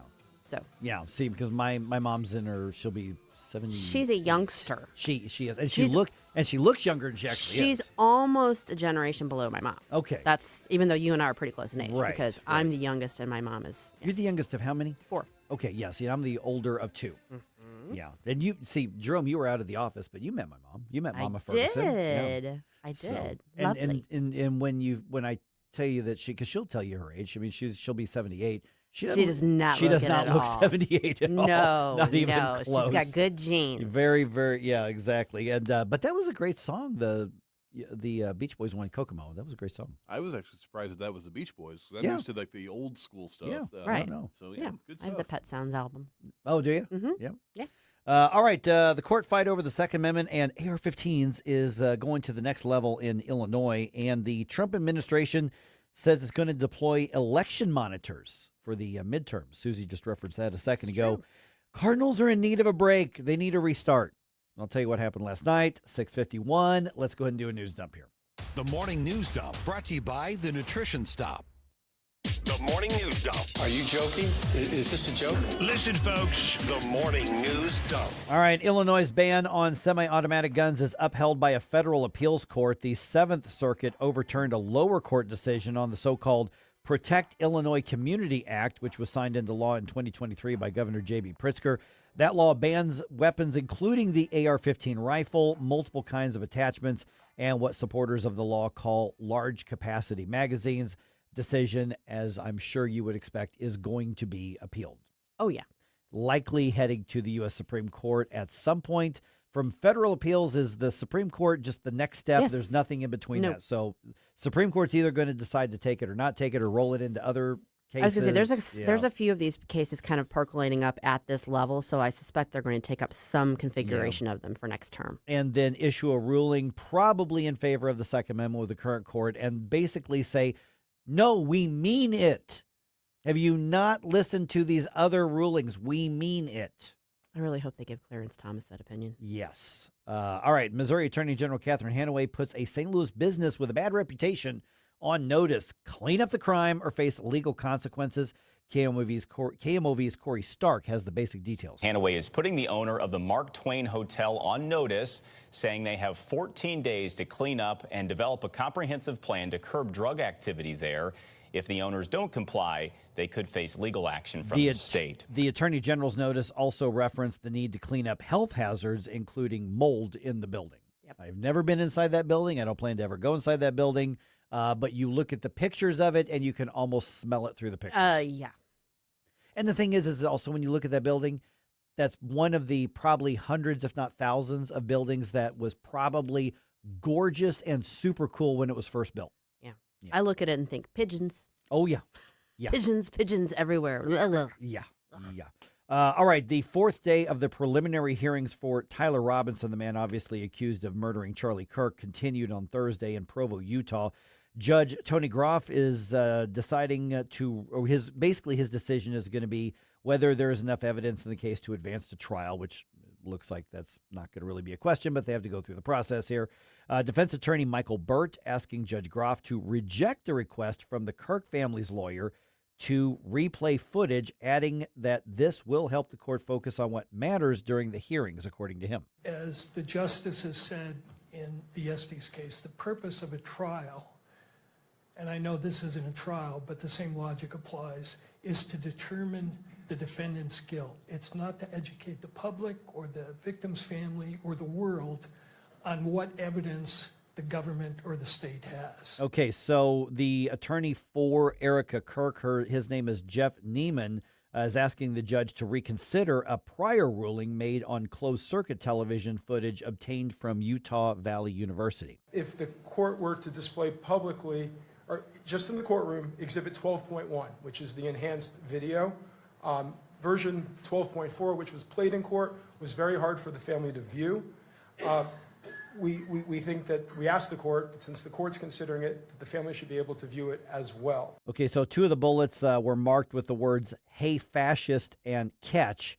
23-year-old suspect accused of murdering Charlie Kirk during an event that TPUSA was hosting at Utah Valley University in September of 2025. Yeah. I don't know. Like I said, it's hard for me to talk about. Yeah. And then, of course, with all of this, I'm replaying that video in my head, too, which I really didn't want in my mind's eye again. Nope.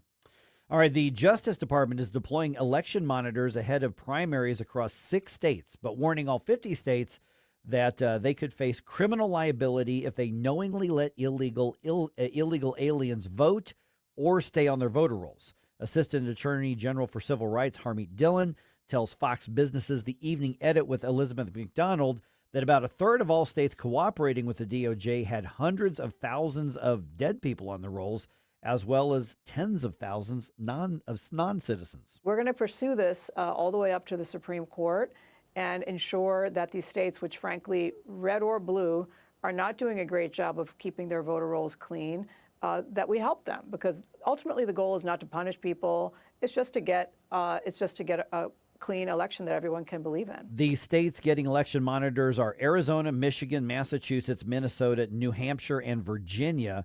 Officials in these states are pushing back, saying they've already run and they are already running free and fair elections. Well, they shouldn't mind being monitored then. What do you got to hide, basically, kind of thing? Yeah. I mean, if all they're doing is monitoring and honestly not interfering, they need to not Right. impede that, but yeah. Going to be interesting to see if there's any legal action on that. Keep the monitors. Wait, make that PR case. There will be. Oh, of course. Yeah. All right. The Cardinals end the series with the Brewers on a losing note. Final score at Busch Stadium last night was 8-4. Redbirds start a series with the Braves at home tonight. First pitch for this one is at 7:15. Kyle Leahy scheduled to start. This game is probably one you're not going to watch. Just going to point out because it is behind the paywall on Apple TV. Oops. Yeah. So you got your Cardinals TV subscription. I don't know if it's going to be on there, but this one specifically is on Apple TV. The app that I've got that I get all this information does not list Cardinals TV as a place to see the game. I'm not a fan of this. I'm just saying, I'm not a fan of it.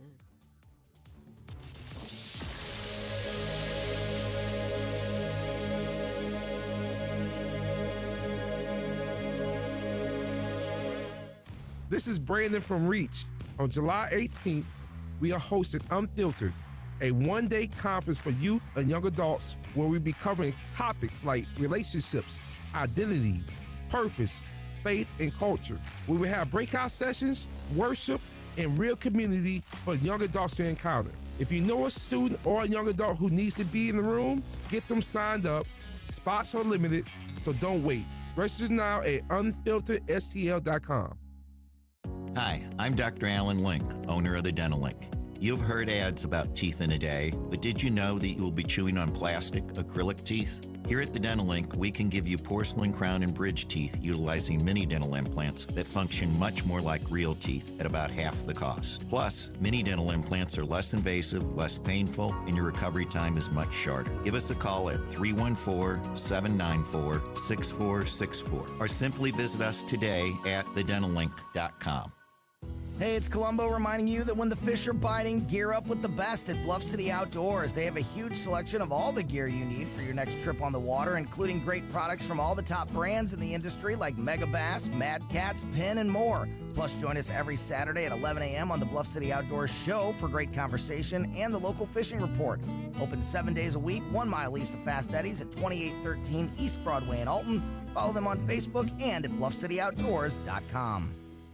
Looking for insurance you can truly trust?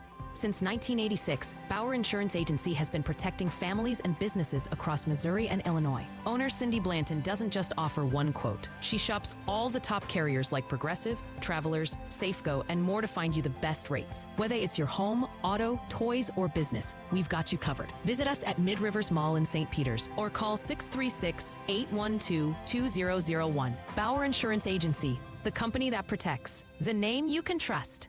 KLGY HD3 Clayton, K270BW Bellefonte, KNBS Bowling Green. This is News Talk STL at 1019, 94.1, and always streaming at NewsTalkSTL.com. News this hour from Town Hall. I'm John Scott. A video played in a Utah court reveals that the defendant in Charlie Kirk's killing told his roommate he wishes he hadn't done it the day after Kirk was shot in the neck while speaking to a crowd at Utah Valley University. Tyler Robinson is charged with aggravated murder. He's not yet entered a plea in the case. He turned himself in a day after that September 10th shooting of Kirk. Ukrainian drones blasting Russia. Karen Chamas has details. Ukraine has hit more Russian oil facilities as well as setting 2 oil tankers ablaze in the Sea of Azov. The drone strikes on oil infrastructure across Russia have triggered a fuel crisis with gasoline shortages and fuel rationing in multiple regions. The strikes come a day after President Donald Trump pledged to grant Ukraine a license to manufacture the Patriot air defense systems. A top Ukrainian official, meanwhile, cautioned that it could take a year or more for the country to produce Patriot interceptor missiles. I'm Karen Shamas. News outlets asking a judge to sanction OpenAI in a copyright battle. Lisa Dwyer has the update in this report. The New York Times, the Daily News, and other media outlets are asking a federal judge to impose sanctions on OpenAI, escalating a legal fight over copyright. The newspapers alleged the ChatGPT maker is hiding evidence important to what could be a landmark copyright infringement trial over how OpenAI and its business partner Microsoft built their AI technologies using millions of news articles. At issue is whether AI chatbots are unfairly competing as an information source, siphoning off web traffic without doing the journalistic work it took to gather the news. I'm Lisa Dwyer. More on these stories from townhall.com. Hey, I'm Kirk Cameron. Is health insurance eating up your budget for 2026? If you're looking for ways to better steward your finances, consider this: Christian Healthcare Ministries. It's a health insurance alternative at half the cost. Join CHM today by visiting chministries.org/wellness. While insurance companies tell you when to join, what to pay, and where to go, CHM is different. As a ministry, CHM allows you to share the burden of medical bills with other Christians. You can enroll, switch programs, or leave at any time. Christian Healthcare Ministries. It's a world of difference. CHM has 4 flexible programs. You can pick any certified doctor, surgeon, or hospital that you want for eligible care. So make the switch. Take your paycheck back from health insurance this year. Join CHM today by visiting chministries.org/wellness. That's chministries.org/wellness. From the News Talk STL Weather Center. Dangerous flooding ongoing in some areas south of St. Louis this morning. We're talking Rolla to Farmington and south. For the rest of us, kind of a waiting game with a lot of dry time through the midday hours. We'll watch for scattered storms to pop up again this afternoon into tonight. Some of those could produce some strong winds and add to the flood risk, too. 89 for the high today. Scattered rain and storms tonight into early Saturday, down to 73 for the low, and then hit and miss rain Saturday morning and afternoon, a high of 85. From the First Alert 4 Weather Center, I'm meteorologist Matt Chambers. This hour of News Talk STL brought to you by Window World of St. Louis. For replacement windows, doors, and siding, call 800-GET-WINDOWS. That's 800-GET-WINDOWS. JC's Wayback Machine. One of the first big supergroups of the rock era was Crosby, Stills, and Nash. Graham Nash is at the Sheldon this week, and he'll tell us about the inspiration for his iconic song, Teach Your Children. Plus, John Anderson, also in town. We'll get into some great Yes songs, some of which I'll bet you've never heard before.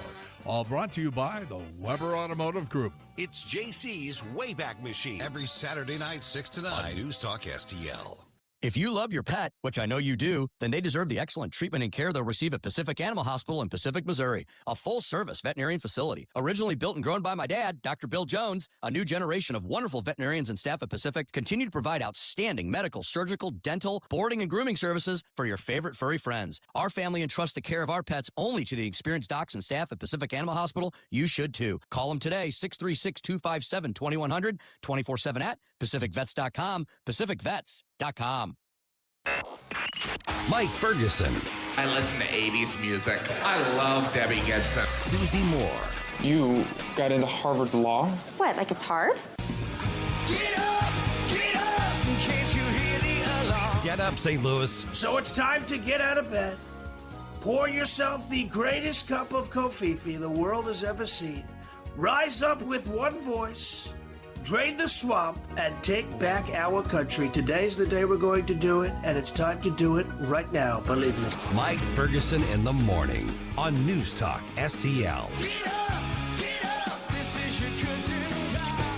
All right, you want to drink some booze, but you don't want to be alone, so you go to a bar, right? Okay, sure. Seems simple enough.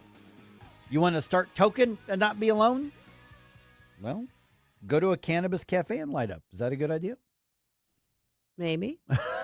One major city is moving forward with that. And I remember when we had that discussion here in St. Louis, because there were some people on both sides of the river. Once we were having the legalization discussion, they're like, you know what? I want to set up a cannabis cafe. Well, I mean, you could probably make bank, with food. Yeah, but that's part of what they are. Okay. And you can sit around and kind of like a hookah bar, except with obviously cannabis, marijuana, and you could buy other drinks and alcoholic or not, I don't know, but it depends on what they do. But get some food and just hang out with your friends and get high. Just like you could go to a bar and get drunk. Yeah, but is it a little different? Because, I was going to go to the cannabis cafe, but then I got high. I'm just wondering if the motivation might be a little less. I don't know. So San Francisco is doing this here. Well, they're close to. They're one vote away from it. So one of their committees has voted to allow Amsterdam-style cannabis cafes in the city. So their city council, they call the Board of Supervisors. That's what they call. So it's now going, I guess, to the full board to do this. Okay, like you were talking earlier about the hotel, I can smell this story. That's right, you can. Well, just drive around St. Louis pretty much any given day. Smells like skunk and slightly less than showered. Yeah. I was at I think it was in St. Charles the other day, and I was pulling out of a just a business, pulling out of I think it was right there where the Schnucks is, right there off First Capitol. And I was at the stop sign waiting to get onto First Capitol. And a dude drives by in a pickup truck, stops at the stop sign there. I think he was the second vehicle back, literally right in front of me, gets the joint out or the whatever, lights up, big puff, and passes it to the guy in the passenger seat. And then, of course, you can smell it everywhere, not even hiding it right there as he was getting onto First Capitol. That's where we're at. So in this case, he'd be able to at least go do it in the Cannabis Cafe. Right. And then maybe take an Uber home. I would hope on this. So let's see here. Given the amount of times I smell it on the highway gosh. and on the roads, I'm thinking a lot of people don't do that. No, they're not doing that. But here are a couple of, because this is a big debate and a big argument in San Francisco, which at some point somebody's going to formally ask this, because there was talk about this a few years ago, because neither of you were on the show yet, but Gabe and I had way too much fun coming up with names for cannabis cafes, because Gabe, who's about as straight-laced as you go when you talk about this kind of stuff, he was like, I'm in. I'm investing. These things are going to make bank. Yes, they are. Yes. And then we were coming up with all kinds of names. I should probably text him and go like, what were those names that we had? Yeah. Because we had a lot of Run fun down with those. it. But for instance, here's both sides of the issue.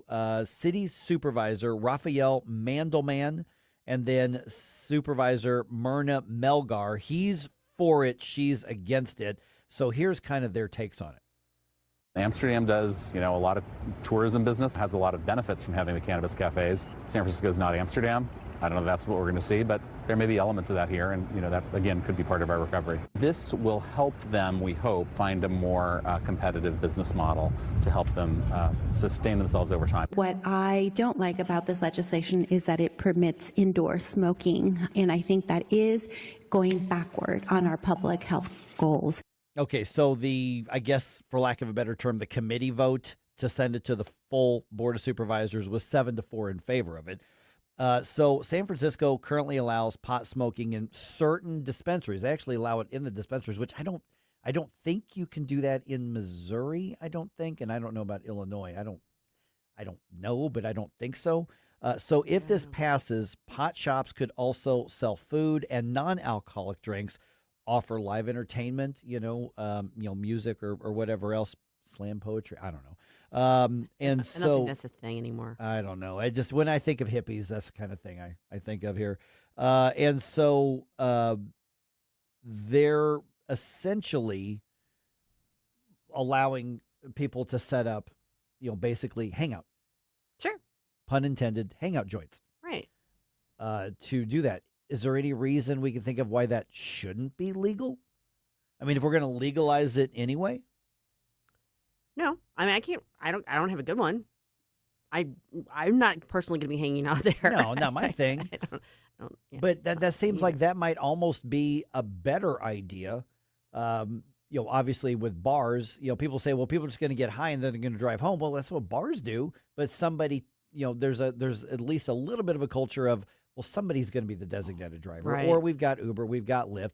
But if you're going to get intoxicated, ideally, you're not going to drive anywhere. You're going to be at home, or you're going to be somewhere. You're going to be at some party. We're going to do it anyway. So why not have somebody make some money off of it? I mean, the only thing I can see, and this isn't an argument against having them, is whether people that are in that culture are going to be motivated enough to get up out of their homes and go to the place, exactly. As opposed to just sitting in their living room lighting up. Well, I mean, I can see this from a tourist perspective. So maybe places that don't have something like kind of like that's why people are going to Amsterdam for a while. Well, that's true. That's one of the reasons. So if they were to cap the amount of THC that's actually being provided, I mean, I don't think they're going to let people walk in with their own bongs and joints, but no, you'd probably have to buy it there. Yeah, I would think. Yeah, just like a bar, you can't bring your own alcohol. So right. Like, a lot of bars won't sell, let's say, like Everclear or something that has like a really high that level of alcohol concentration. Sure. If they cap the amount of THC that's available in the product, and then it maybe have like a time limit of, okay, you have the booth for this amount of time, but that way it gets through your system and you're at least a little bit more sober, then I can imagine it being something that would be, I don't want to say beneficial, but it would minimize the potential for just, Cheech and Chong type people walking around driving their cars home. Because I remember there was some talk about this in St. Louis County, if I'm remembering right, that somebody said, I want to set up a business where, you allow hookah bars, right? I mean, you go on Del Mar Loop, there's a hookah bar there. I think there's a couple others around the area, and people are allowed to smoke at those. So why not do this? And it never really took off. I'm not really sure. It just kind of fizzled out, essentially. But I remember Gabe and I here going, if that's allowed to happen. Yeah, but I don't know what the argument against it is. I mean, I understand like the nuisance, like if there's a question about, pollution, the smell to other like neighboring businesses. That might be one. Yeah, which that was part of what was argued, and they're like, so you'd have to have like a proper ventilation and something to accommodate for that. Yeah. But yeah, God help you if you're the, accounting office next door. Right. Yeah, and I think that was a big argument. And then what that second person we just heard from is like, well, it's illegal to smoke pretty much anywhere indoors except for the casinos right now. Right. And we make exceptions for them, but nobody else you're allowed to really do it. That's the difference. You can be drinking and consuming alcohol, but you're not putting smoke in the air anymore. So, yeah, I don't know. Yeah, I mean, I think if you deal with the smell issue, because if you just like put fans and kick that out into the rest of whatever your business district is or neighborhood is or wherever it is, that does affect other people. I do understand that. And that's fair. That's fair. Well, just put some Febreze plug-ins every couple hours, get a little spritz going. Yeah. But otherwise, I guess this is the libertarian in me coming out again. If there's a demand for it, and I suspect there would be a demand for it, if you want to, I mean, how brilliant would it be? Like, sure, come get high and we'll sell snacks. Especially if you're not allowing them to sell alcohol. You can buy your mocktail or just get your bottled water or get your soft drinks or whatever, iced tea, whatever. So one of the immediate issues, and I don't know if this has changed or not, but when Illinois legalized and we had dispensaries popping up, because it was still federally illegal, you could not use card to pay. You had to they had an ATM that you could withdraw cash from. Okay. Which made a lot of dispensaries targets for robberies because for a fact a lot of people are showing up with cash. So I can imagine maybe, and I don't know if that's changed or how. Yeah, because I imagine a lot of people don't want that on their statement, on their debit card statement or the credit card statement. They couldn't accept it. They literally couldn't process it. They could not take process it. Oh, I see what you're saying. Okay, it had to be cash only. So shortly after a lot of the dispensaries started opening around the Illinois area I was at, I mean, they had full-time officers waiting outside because there were so many people that were showing up and just robbing and make out with cash. So I don't know if that's been fixed or remedied or if California operates that way, but that would be something I would maybe make a concern about, is that if you have people and they have to accept cash, and we already see all the shoplifting going on and all the crime and all the homeless, since it got rescheduled, since the federal government rescheduled it a couple weeks ago? It's still federally illegal. It's still federally illegal, but can you use a debit or credit card at a dispensary now? You're asking the wrong person. I don't know. I know you can buy like the synthetic stuff at gas stations with your card. I don't know about the actual dispensary. The actual, So that might be something to look into. Yeah. But the big question, because there was talk about people saying, hey, I want to set up one of these here. And you can almost picture what they're going to look like. Big old carpet, big couch, chairs, like a Temu version of the Set of Friends. Have carpet. Yeah. No, they won't. Doors. That would be a bad business move. Just from that would soak up all the smell. Oh, that's true. It would. Then, it'll be. You drop your stuff and it's all in the carpet now. You have to vacuum it out. Yeah. I can imagine some beads for the doorway. I can imagine maybe a little bit of reggae music. I don't know. Just saying here, but if you could solve that one problem, I wouldn't have an issue with with them being illegal if you can do it in a way that doesn't affect. I can't think of a good legal argument against it, but maybe I'm missing something. Which leftist had the worst hot take of the week? Here are this week's nominees at 7:20. You have a soul so dark it is no more.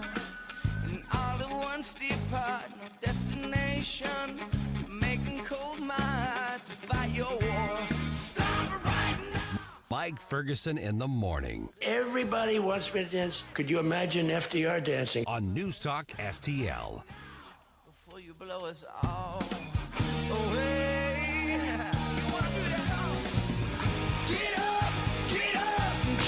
On the next Larry Connors USA. The story behind the story, the Rolling Stones performing in St. Louis 5 times since 1972. Larry Connors USA. Now weeknights 6 until 8 on News Talk STL. Hey folks, Jamie Allman here for Newstedter's Fine Jewelry right there at Doherty Ferry and Big Bend. WowDiamonds.com. It's Wow Diamonds for a reason. These are beautiful lab-grown diamonds. They are gorgeous. They will blind you when you walk in and see them, but that's a good thing. Great engagement sets, wedding sets, all these beautiful God-created gems, sapphires, rubies, you name it, garnets, and also all the gold you need, and the famous bull of a watch, WowDiamonds.com.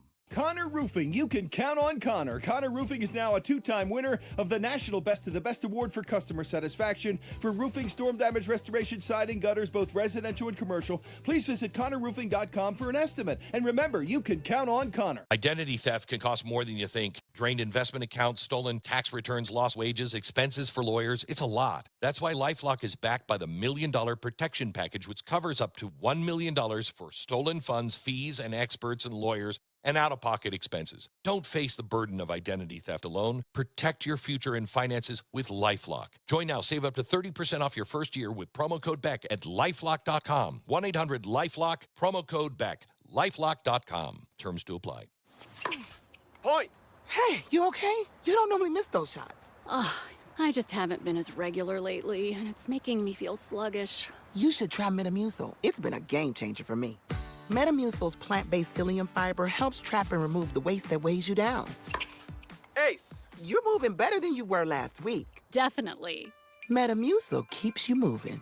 These statements have not been evaluated by the Food and Drug Administration. This product is not intended to diagnose, treat, cure, or prevent any disease. Learn more at metamucil.com.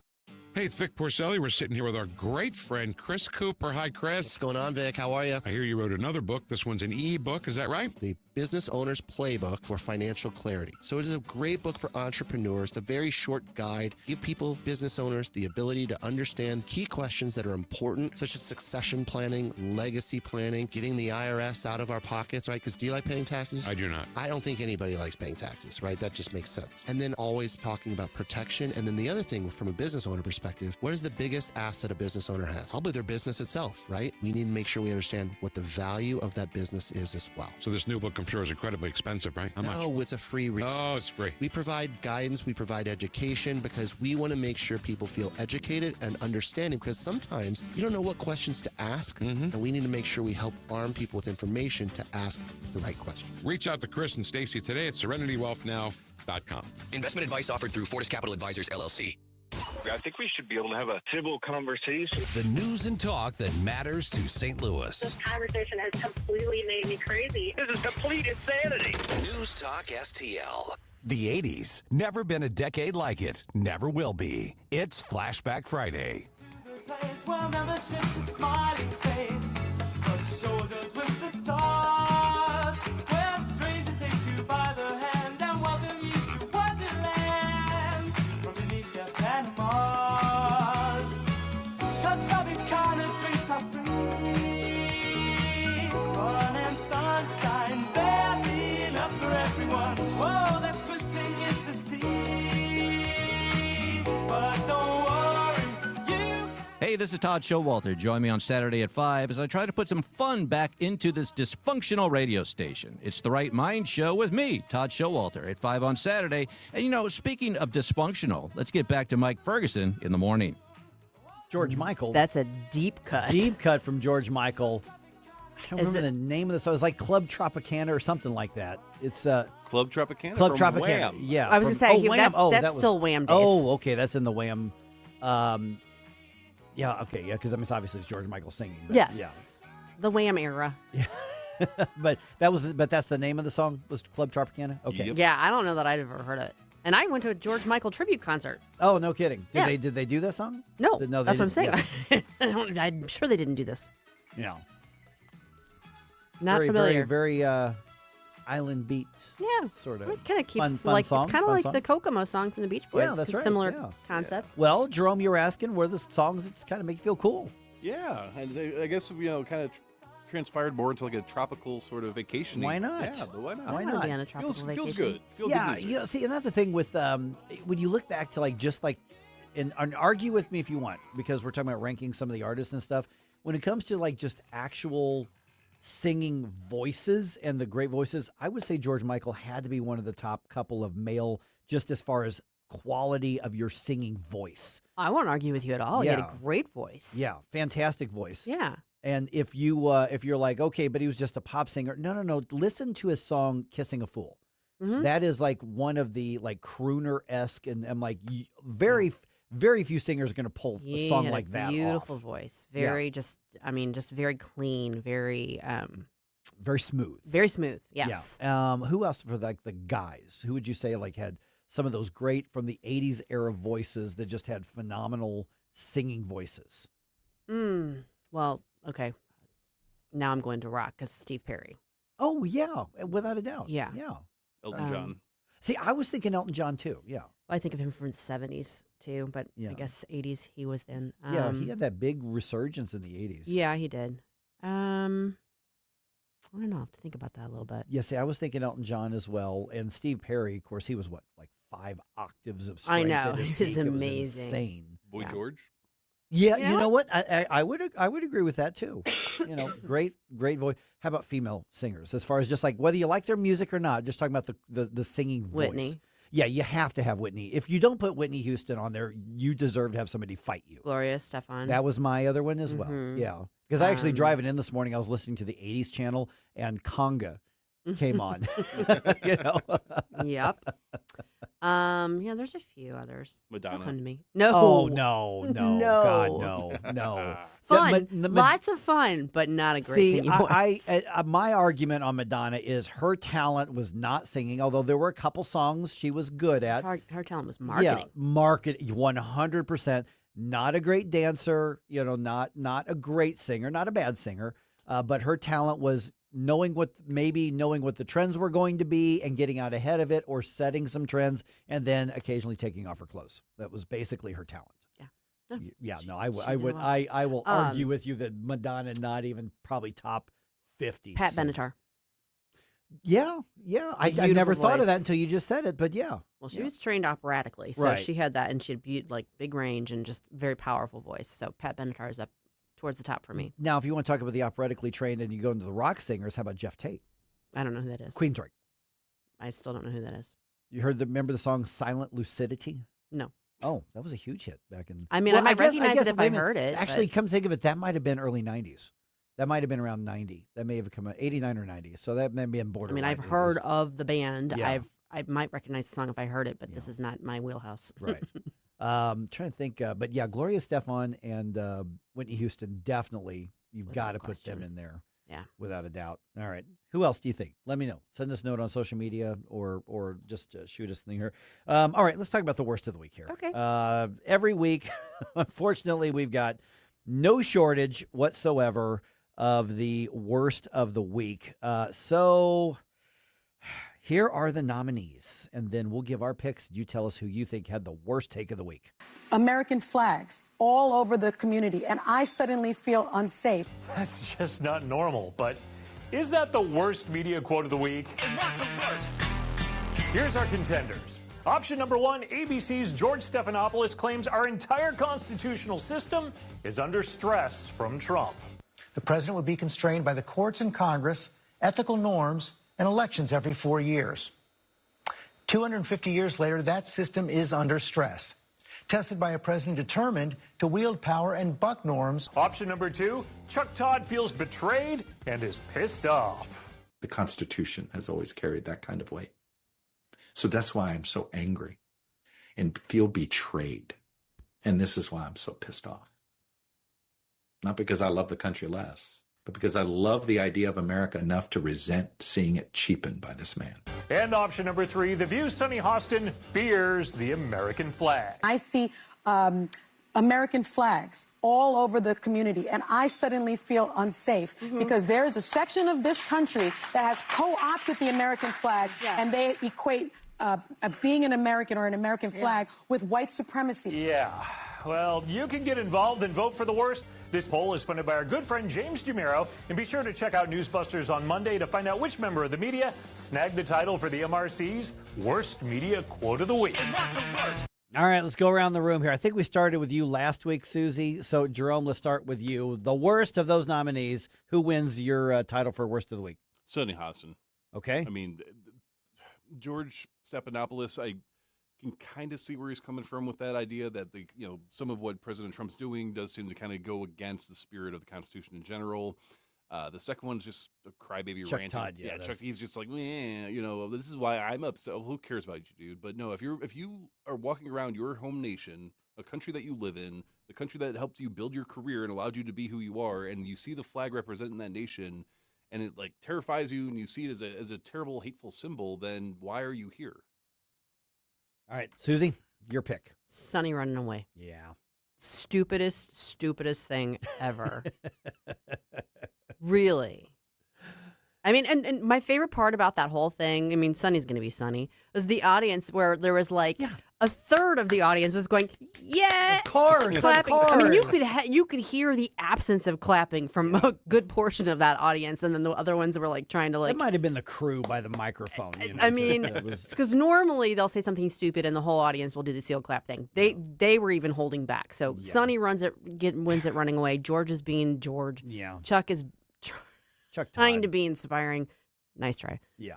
Sunny. Okay, so I think this might be the first week that we've got unanimous in the room here, because Sunny Hostin, to me, it feels like you're almost cheating because Sunny Hostin is going to say something stupid every week on this, but this one was like extra stupid. Yeah, she's the free bingo space on the phone. That's but I mean, because you sort of expect that from her. It almost devalues the shock value of what she says sometimes compared to some of the other people in the past that we've had where it's like, okay, that's just Sunny being Sunny. But this one, in this case, I feel unsafe whenever I see American flags all over a community. Yeah. You know which communities typically have flags everywhere?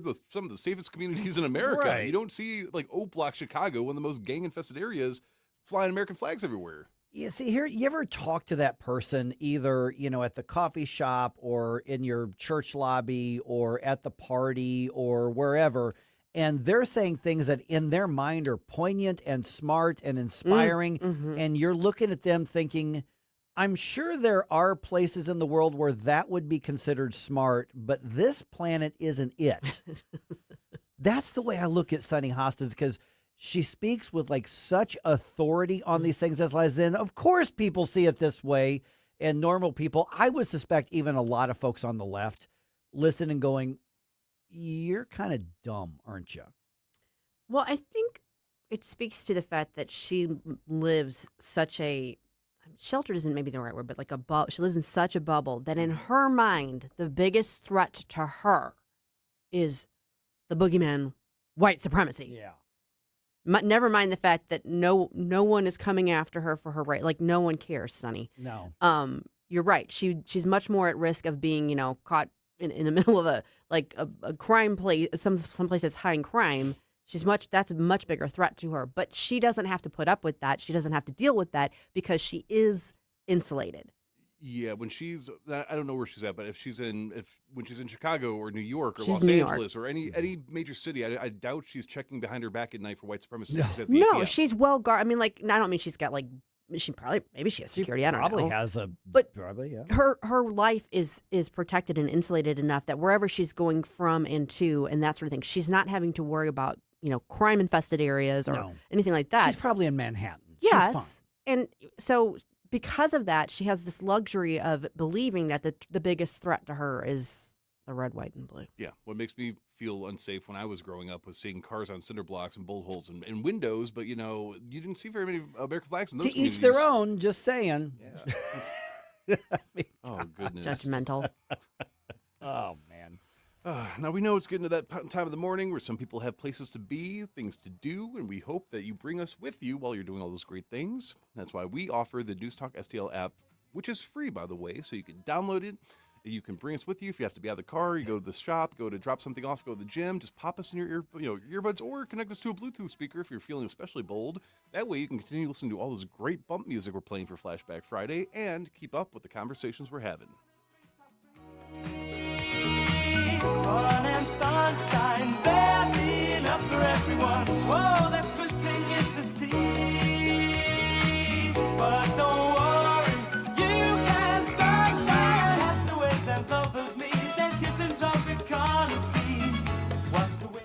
From the NewsTalkSTL Weather Center. Dangerous flooding ongoing in some areas south of St. Louis this morning. We're talking Rolla to Farmington and south. For the rest of us, kind of a waiting game with a lot of dry time through the midday hours. We'll watch for scattered storms to pop up again this afternoon into tonight.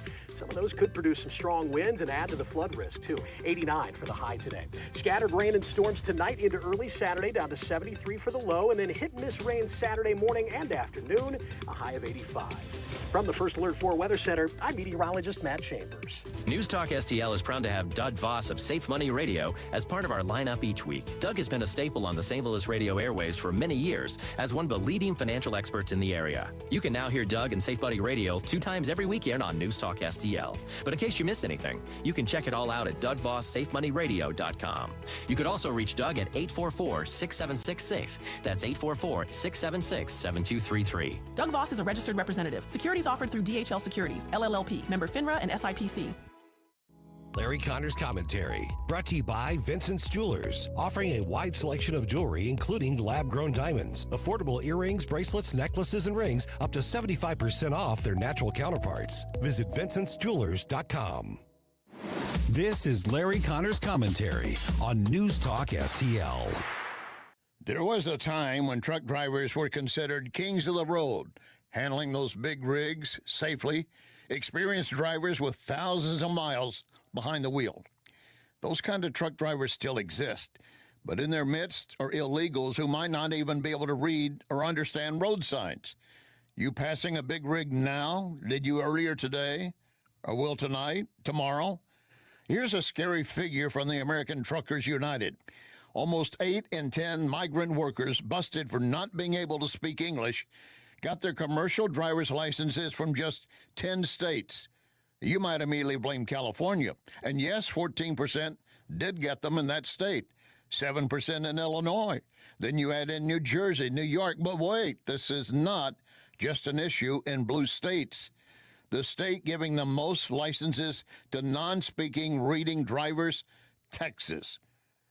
Starting late last year, the Texas state began revoking those licenses from illegals, as it should, but it takes time. But enforcement is lacking.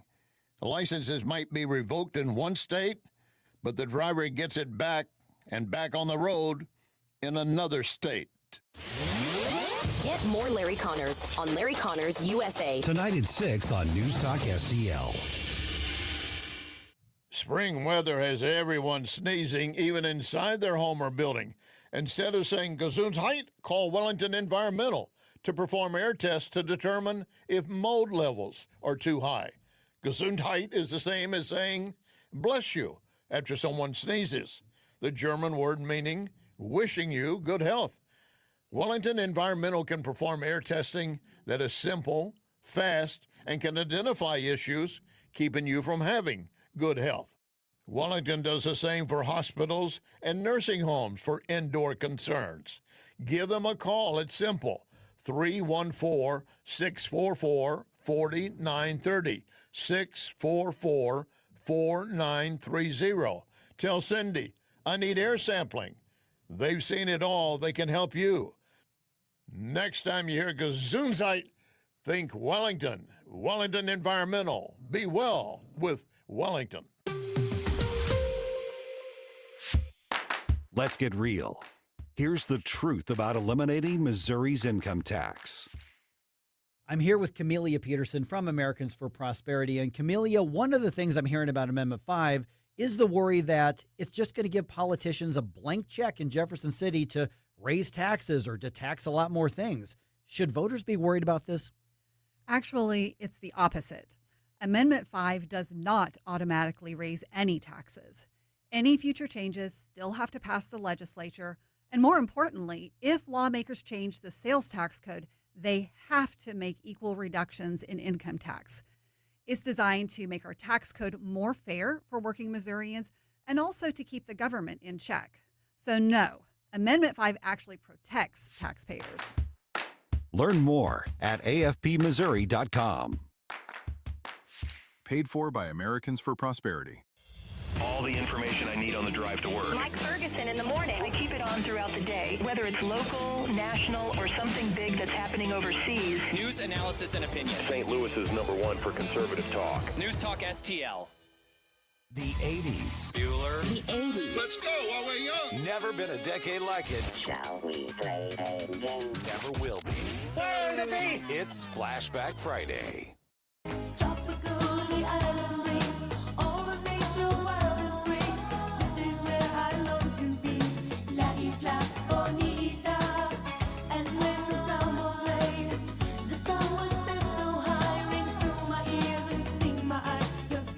Lullaby. The Mike Ferguson Show is one of my favorite programs. In addition to Larry Connors USA, catch my program at 6. Now, back to Mike. Speaking of Madonna. That was unintentional, by the way. But you notice the vibe that's kind of it's developing. like an island. Yeah, tropical island vibe. kind of beachy party kind of thing. Now, do we have any like beach bars around here? Beach themed bars around here? I need a tiki. Because I need a think tiki I think I need to go find one. Tiki torch in a hut. Shark Bar kind of is in Yeah, Ballpark Village. kind of, a little bit. You know, I think I'm way too old for their audience. All right, Flashback Friday here, 7:38. Hey, did you know Zoran Mamdani apparently thinks he is an international diplomat, not just the mayor of New York City? And here's the thing: mayors of big cities and governors of states, they do have reason to do international stuff. It's true, they do. That doesn't make you a diplomat to go doing political and policy stuff, on behalf of your people. Right. Especially if you don't like the administration. So what is Zoran doing? What is he doing here? Stacey Matthews, you would know her as Sister Told You from RedState.com. You heard her? I've heard of her. You've heard of her. Yeah, she joins us right now. One article that she's got here. State Department responds accordingly to news of Mamdani's officials plan to meet with Iran's UN ambassador. Stacey, first of all, welcome back. Secondly, what on earth is the mayor of New York City going to accomplish or think he is going to accomplish by having a diplomatic relationship with Iran, of all places? Well, I think we know what he's trying to accomplish. But the funny thing is about this story, Mike, is that it was first reported by City Journal, and it's an official from his administration. He has an office for international affairs in his administration. For what reason, who knows? But the person in his administration, Anna Maria Archila, she was scheduled to meet with Iran's United Nations ambassador. It was 3 days ago, on the 7th, and the State Department got wind of it, and they're like, "Nope, this is not happening." Because the United Nations, is located, kind of where they are, and they were going to have a meeting there, and they were like, the State Department nixed it. But the funny thing is that according to the City Journal report, Mamdani himself allegedly didn't know about this, even though we know he's militantly opposed to the Operation Epic Fury, and he calls it, a genocide, just like he's called, the Israel-Gaza war a genocide. But yeah, it does beg the question, who does he think he is? Does he think he is more than the mayor of New York City? Mm-hmm. Apparently so. Apparently he's, as you said, an international diplomat, and he's going to make change in U.S. foreign policy. Good morning, Stacey. How are you? Good morning, Susie. Yeah, it seems like every day there's a story involving Zoran that you just kind of roll your eyes, shrug, and just go, what, I mean, I guess, did anybody think we were going to get any different than this? You have to wonder, like, who in his administration, understands the levels of government and the protocols, because the fact that it didn't even occur to them to, like, coordinate through state or check in some way, shape, or form is, well, it's kind of mind-boggling in a way. Yeah, well, and again, this, even though Mamdani allegedly didn't know about this particular attempted meeting, a month ago, according to the City Journal, Mamdani was going to meet with leftist Colombian President Gustavo Petro. That meeting got shut down too. Mm-hmm. This was something that Mamdani himself was going to participate in, mm-hmm. and presumably had arranged and everything. So it's like he knows. I mean, he knows he's not in charge of U.S. foreign policy, but he wants to act like it because he's been given a large platform with New York City being not only an iconic American city but kind of a global, one of the most well-known cities worldwide. And a lot of influential people, movers and shakers, the United Nations is there and everything, but he's not the president. He's not in charge of foreign policy. But he doesn't seem to, he seems to want to ignore that in favor of trying to kind of undercut Trump with some of the maneuvers, that he does. I mean, when he came into office, he talked about, the things he wanted to do. He wanted to, talk to leaders from other countries and, and establish relations, international relations. And according to him, it was just for business purposes for New York City. But we know there's an ulterior motive here. This is what radical socialists do. Is they try to undermine their countries, get people to turn against it so they can, turn it into something that it's not supposed to be. This was part of his playbook from the very beginning. All right, we're visiting with Sister Told You, Stacey Matthews from RedState.com. All right, because I want to ask you about another article that you published in the last day or so. But one last thing on this one. Do we know what it is they wanted to discuss? I mean, Mamdani arguably is the face of the Democratic Party right now, so I think you just nailed it on the head. It's really more about undermining the Trump administration than anything else. But what on earth was their excuse to have a pseudo-diplomatic meeting on behalf of Mamdani's office? Well, it wasn't really revealed what the official excuse was. Presumably, the State Department, got wind of the exact agenda and shut it down. But there was no official reason given for this. And it's funny when this report came out, the City Journal, like I said, it was the first to report it. When they interviewed Mamdani's office, Mamdani said, well, he wasn't aware of it, and that he immediately shut it down. Well, no. No, nobody the believes State that. Department shut it down first. So, but yeah, there was no official reason given. I mean, I think that we kind of know, what the reason would be. Again, would be to undermine U.S. foreign policy under Trump, and it wouldn't be the first time a Democrat has gone to Iran. We've had U.S. senators that have met with Iranian officials in the past to undermine U.S. policy. So this is not anything new, but because it's Mamdani and he's when you in the hierarchy of American politics, honestly, when you think senator, mayor of New York City, senator has a little bit more pull and sway, but Mamdani's, ego is much larger than his actual position, and he thinks he's going to make change in U.S. foreign policy one way or the other. And I'm pleased to see. I would have loved to have been a fly on the wall when the State Department found out about this meeting. Can you imagine Marco Rubio's reaction? It probably would not be repeatable. Probably not. Probably not. Now here come the memes. Marco Rubio just found out he's now has to be the mayor of New York City. Exactly. Exactly. Stacey, you also wrote about this. The Michigan, one of the Democrat Senate candidates, Abdul El-Sayed, had put up a tweet, I guess it was yesterday, in relation to the Charlie Kirk situation and trying to take a jab at his opponent. Is it Haley? Haley Stevens.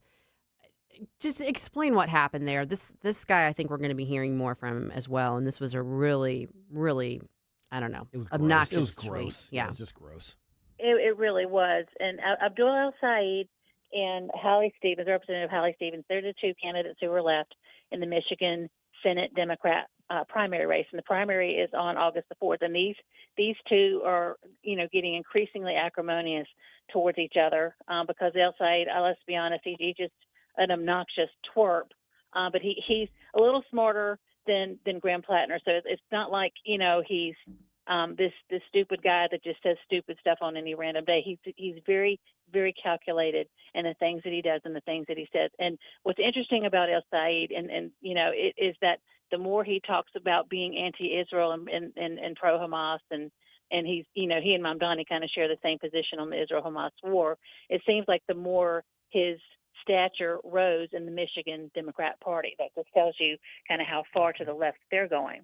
But what El-Sayed's campaign did yesterday, now keep in mind this is in the middle of the week of the preliminary hearing in the trial of Charlie Kirk's accused killer, Tyler Robinson. Well, he took a jab at Haley Stevens, who was one of the Democrats who voted to praise and honor the life and legacy of Charlie Kirk.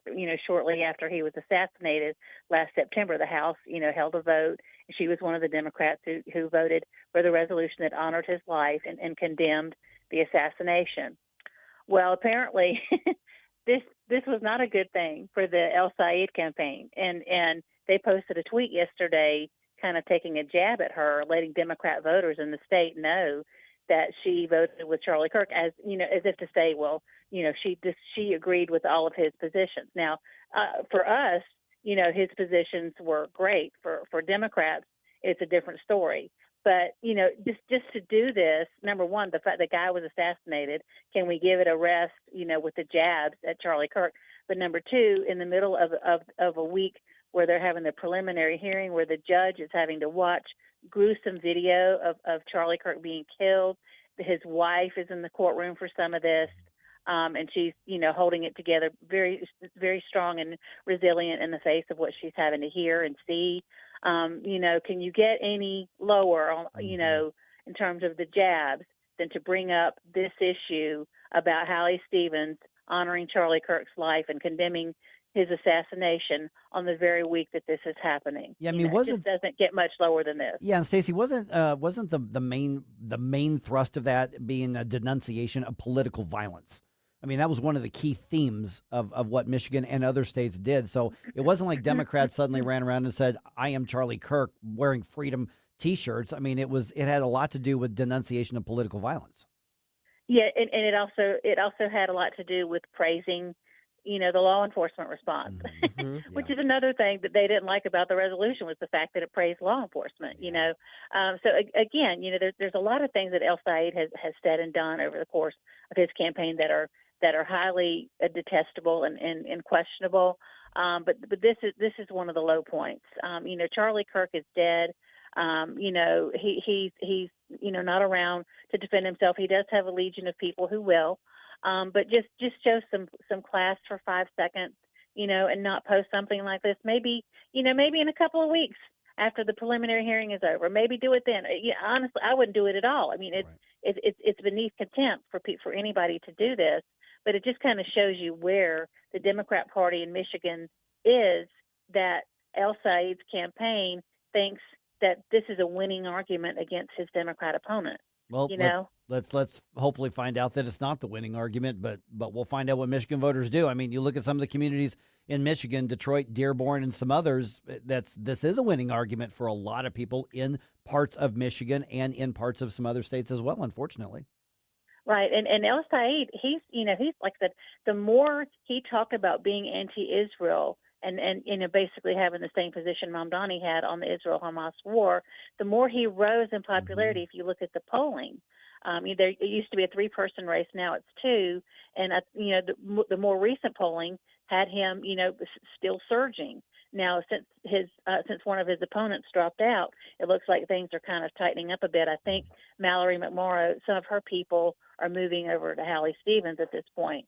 I mean, and I personally believe that Mallory McMorrow dropped out. She tried to kind of play the fence with the Israel-Hamas war, but she's dropped out now, and I think she did it but to help Hallie Stevens, even though she didn't post an endorsement or anything. I think she did it to help Hallie Stevens, because I believe Mallory McMorrow understands, the problematic issues that will come up for the Democrat Party if El Said becomes the nominee. All right. Sister told you, Stacey Matthews from RedState.com. Always good chat with you, Stacey. Thanks so much. Thank you, guys. Thanks, Stacey. Hey, I don't know if you guys know this, but you can follow News Talk STL on all the social media platforms out there, and that's a good thing to do. You can follow us on X, on Facebook, on Rumble, on YouTube. We're everywhere. Make sure if you aren't already following us that you do that now so you can keep up with what we're doing.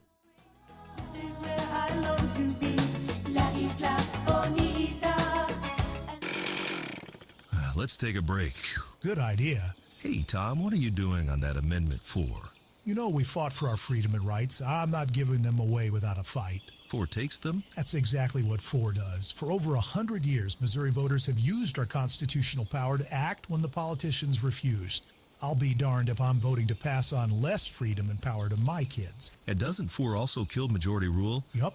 Creates minority rule, where just 5% of the most liberal statewide voters in one Missouri congressional district that block any citizen-led reform, making it nearly impossible to pass common-sense conservative citizen ballot measures. That's crazy town stuff. And we've needed our citizen ballot measure power to pass some big conservative stuff, like outlawing tax hikes without voter approval, lobbyist reforms, and term limits for career politicians. No way I'm letting a tiny fraction of liberals derail our conservative power. I'm no on Amendment 4. Hard no on 4. Petty 4 buttons are inch per care governance. Are you struggling with life's pressures? The Flot Line has answers. Join host Rick Hughes for biblical principles and learn how to build a spiritual flot line in your soul. Discover God's plan for your life. Sunday mornings at 9:30 on News Talk STL. News Talk STL is celebrating our 5th birthday. And we're giving away a limited edition News Talk STL America 250 t-shirts. It's exclusive, it's collectible, and it could be yours. Just head to NewsTalkSTL.com to register. Happy birthday! Happy birthday, News Talk. Been listening since day one. Happy birthday to my talk station. 5 years, happy birthday. News Talk STL. News Talk STL. Happy birthday to us, and good luck to you. Tired of settling for generic fishing gear? Say hello to Bullseye Bait and Tackle, O'Fallon's one-stop shop for serious anglers. Live bait, premium tackle, rods, reels, and an unbeatable selection of lures from top brands like Megabass, Zoom, and Berkley. Whether you're after bass, catfish, crappie, or bluegill, they've got the gear to help you land the big one. Plus, their expert team, led by Mark and Liz, provides rod and reel repair services. Bullseye Bait and Tackle, 266 Fort Zumwalt Square, or at bullseyebaitandtackle.net.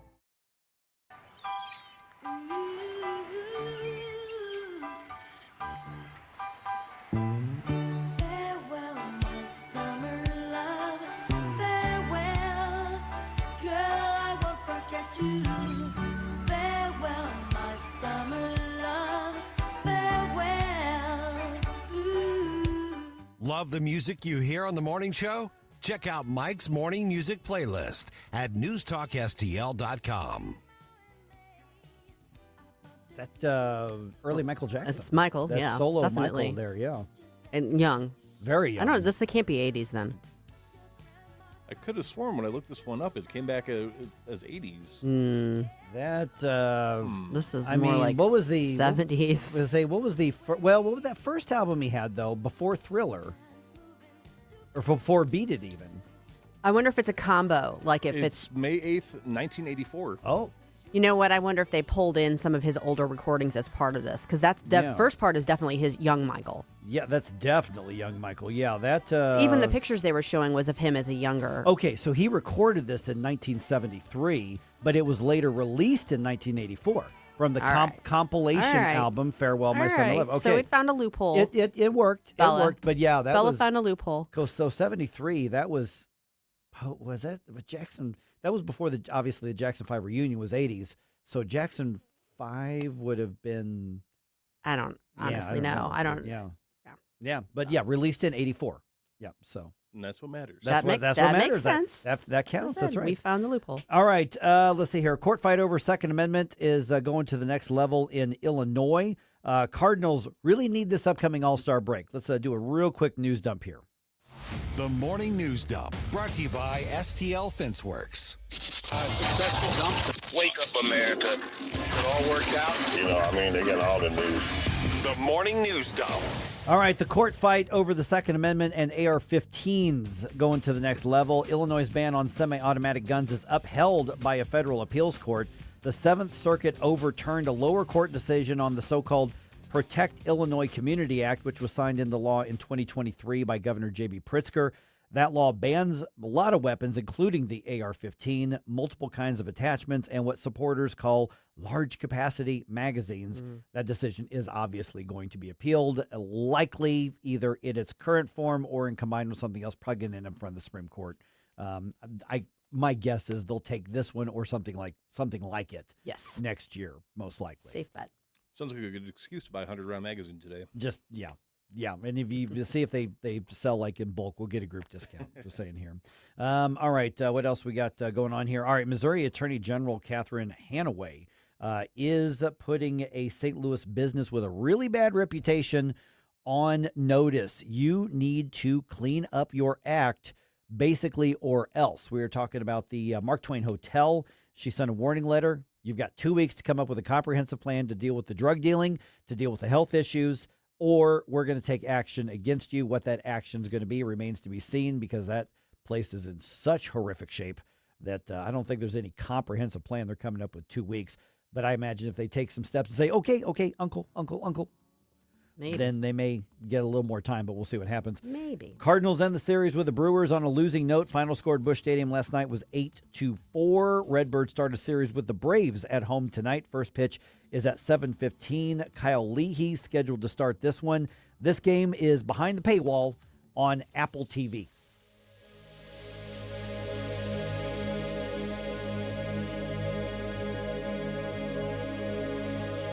You work hard, follow the rules, and get absolutely slammed by taxes. Your paycheck taxed, your property taxed, everything you buy taxed.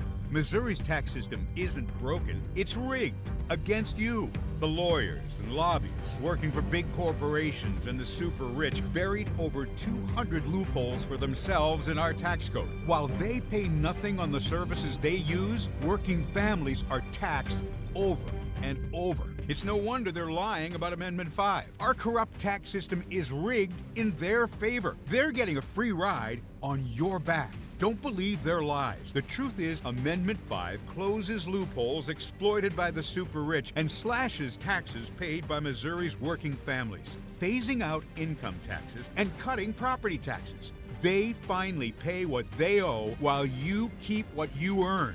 Vote yes on Amendment 5, paid for by Missouri Promise PAC. The Herzog Foundation is the vision of its founder, Stanley Herzog, and it exists to promote quality Christ-centered K-12 education nationwide. Hi, this is Chris Stegall with the Herzog Foundation. We offer a wide variety of resources relevant to today's families, including a free online publication called The Lion. The lion is one of God's most majestic creatures, symbolizing strength and courage. Named for its attributes, the Lion publication carries articles covering a wide range of topics facing American families and culture, especially related to the education of children. The Lion can be found online at readlion.com. That's READ lion.com. Sign up for The Lion at readlion.com and find dozens of must-read articles published every day. Visit readlion.com and subscribe for the weekly and daily digests so you never miss an article. Readlion.com. That's readlion.com. KLDY HD3 Clayton, K270BW Bellefontaine, KNBS Bowling Green. This is News Talk STL at 1019, 94.1, and always streaming at NewsTalkSTL.com.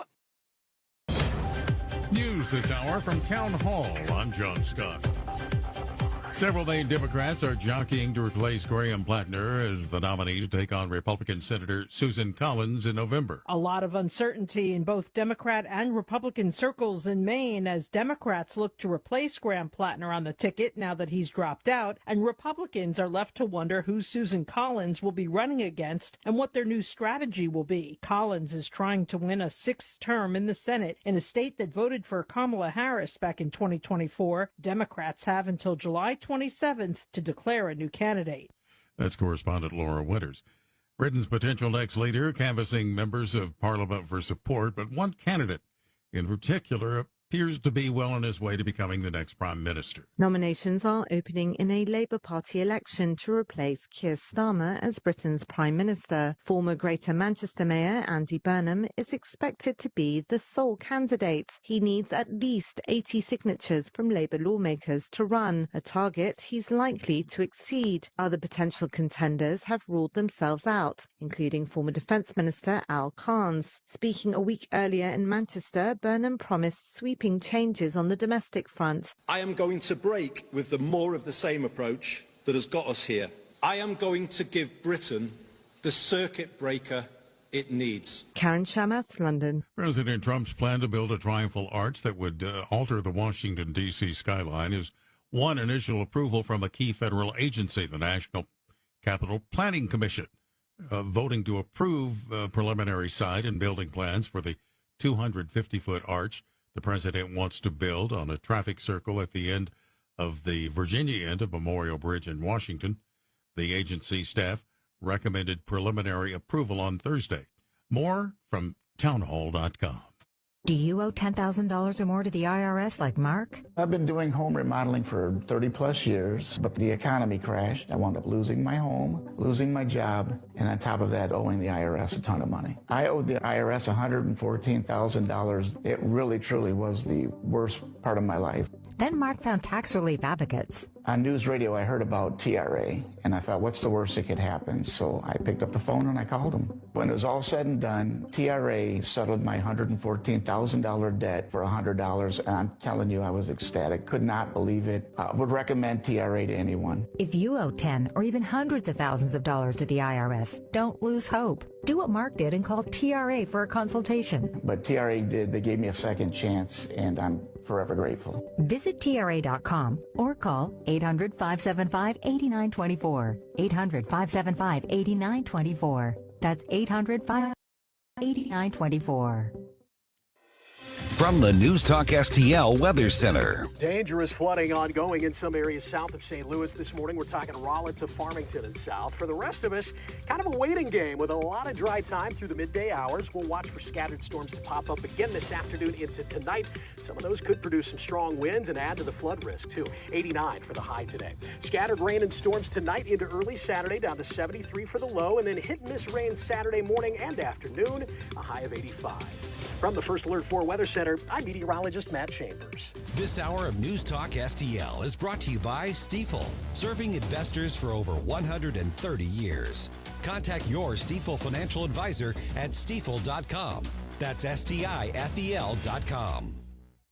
Dozens of out-of-state law firms are crashing into St. Louis trying to get your business. My advice, rely on a hometown firm. Under Law has been here for years. There are lawyers raising their families right alongside yours. And when you're injured by someone's careless actions, you are entitled to full compensation. You want lawyers who will not bend to big insurance, but will stand defiantly protecting you. Under Law, O-N-D-E-R, underlaw.com. Under wins. Whatever the season, you always have a great reason to reach out to Hanson's Tree Service at hansonstree.com for all your tree care needs and so much more. Tim Jones here to remind you, Hanson's is your one-stop shop for expert insured tree care, amazing organic mulch, green resource recycling, land clearing, and so much more. Hanson services the entire St. Louis metro, and they also provide their full array of services in and around the Lake of the Ozarks. From tree care to storm cleanup to awesome mulch and more, check out Hanson's at hansonstree.com. That's hansonstree.com. Tim Jones and Chris Arps in the afternoon. President Trump says he has no idea how Mitch McConnell is doing. Scott Jennings says he talked to Mitch this week. We'll ask Bob Onder what he knows at 4:20. Tim Jones and Chris Arps. Weekdays at 4 on News Talk STL. Mike Ferguson. Big guy, one of the biggest in the world. Susie Moore. Do you think he's ready? He's not ready. Get up, can't you hear the alarm? Get up, St. Louis. I have a feeling that by the end of this evening, I'm going to be blamed for everything. Mike Ferguson in the morning on News Talk STL.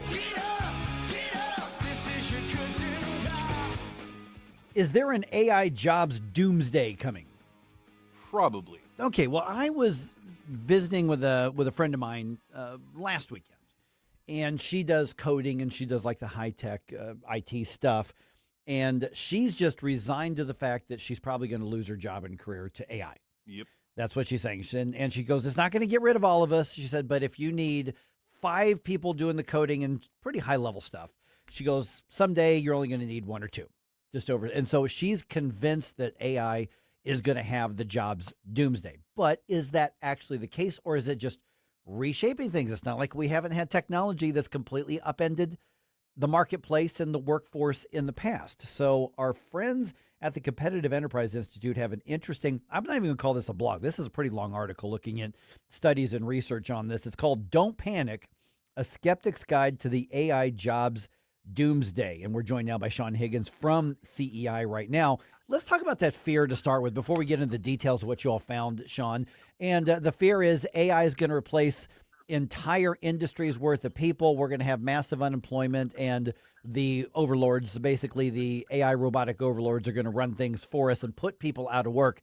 I have no doubt that AI is already changing the landscape, and there are people losing their jobs, and there are probably jobs that are going to be eliminated because AI can do the work. But is that the same thing as an AI jobs doomsday? Yeah, I mean, I wrote the paper basically to sort of offer a skeptic's perspective on your friend's fear. And while it is possible that she will lose her job, because but if she does so, it will more be because her employer is short-sighted and not thinking this through than actually because the AI can do her job. The reality is we've been sort of conditioned to think that sentient thinking computers are a thing that's going to happen anytime soon. We've had movies and television and comic books and stuff have been telling us that for a long time. The reality is AI can't actually think. It can simulate thought in a particular way, and it can do interesting things. And it's a fascinating new tool for that regard, but it can't actually replace the people the way, a lot of people suspect that it might. Now, the danger is that some of these people who think it can replace people are corporate executives, and they may try and get rid of people like your friend like that. But if they do that, they're going to be very short-sighted. They're basically going to replace it with something that can't actually perform at the level of your friend. It's not going to be able to do it as efficiently. It's not going to be able to do it as accurately. I mean, one of the problems with AI is it hallucinates. It makes up stuff. It can't actually code or do this type of stuff in the way a human being can, and it requires a lot of oversight.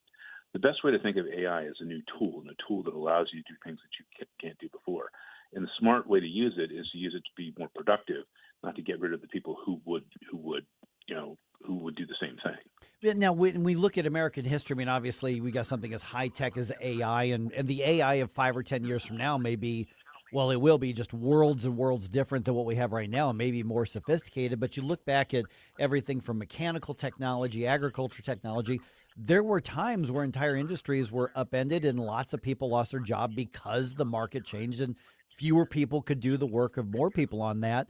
What are the realities the workplace needs to deal with? I mean, whether the employers are short-sighted or not, Sean, the reality is that there are people losing their jobs, whether it's call centers or tech support or whatever, because at least that first layer of customer contact has been essentially eliminated. So what is it people do need to prepare for?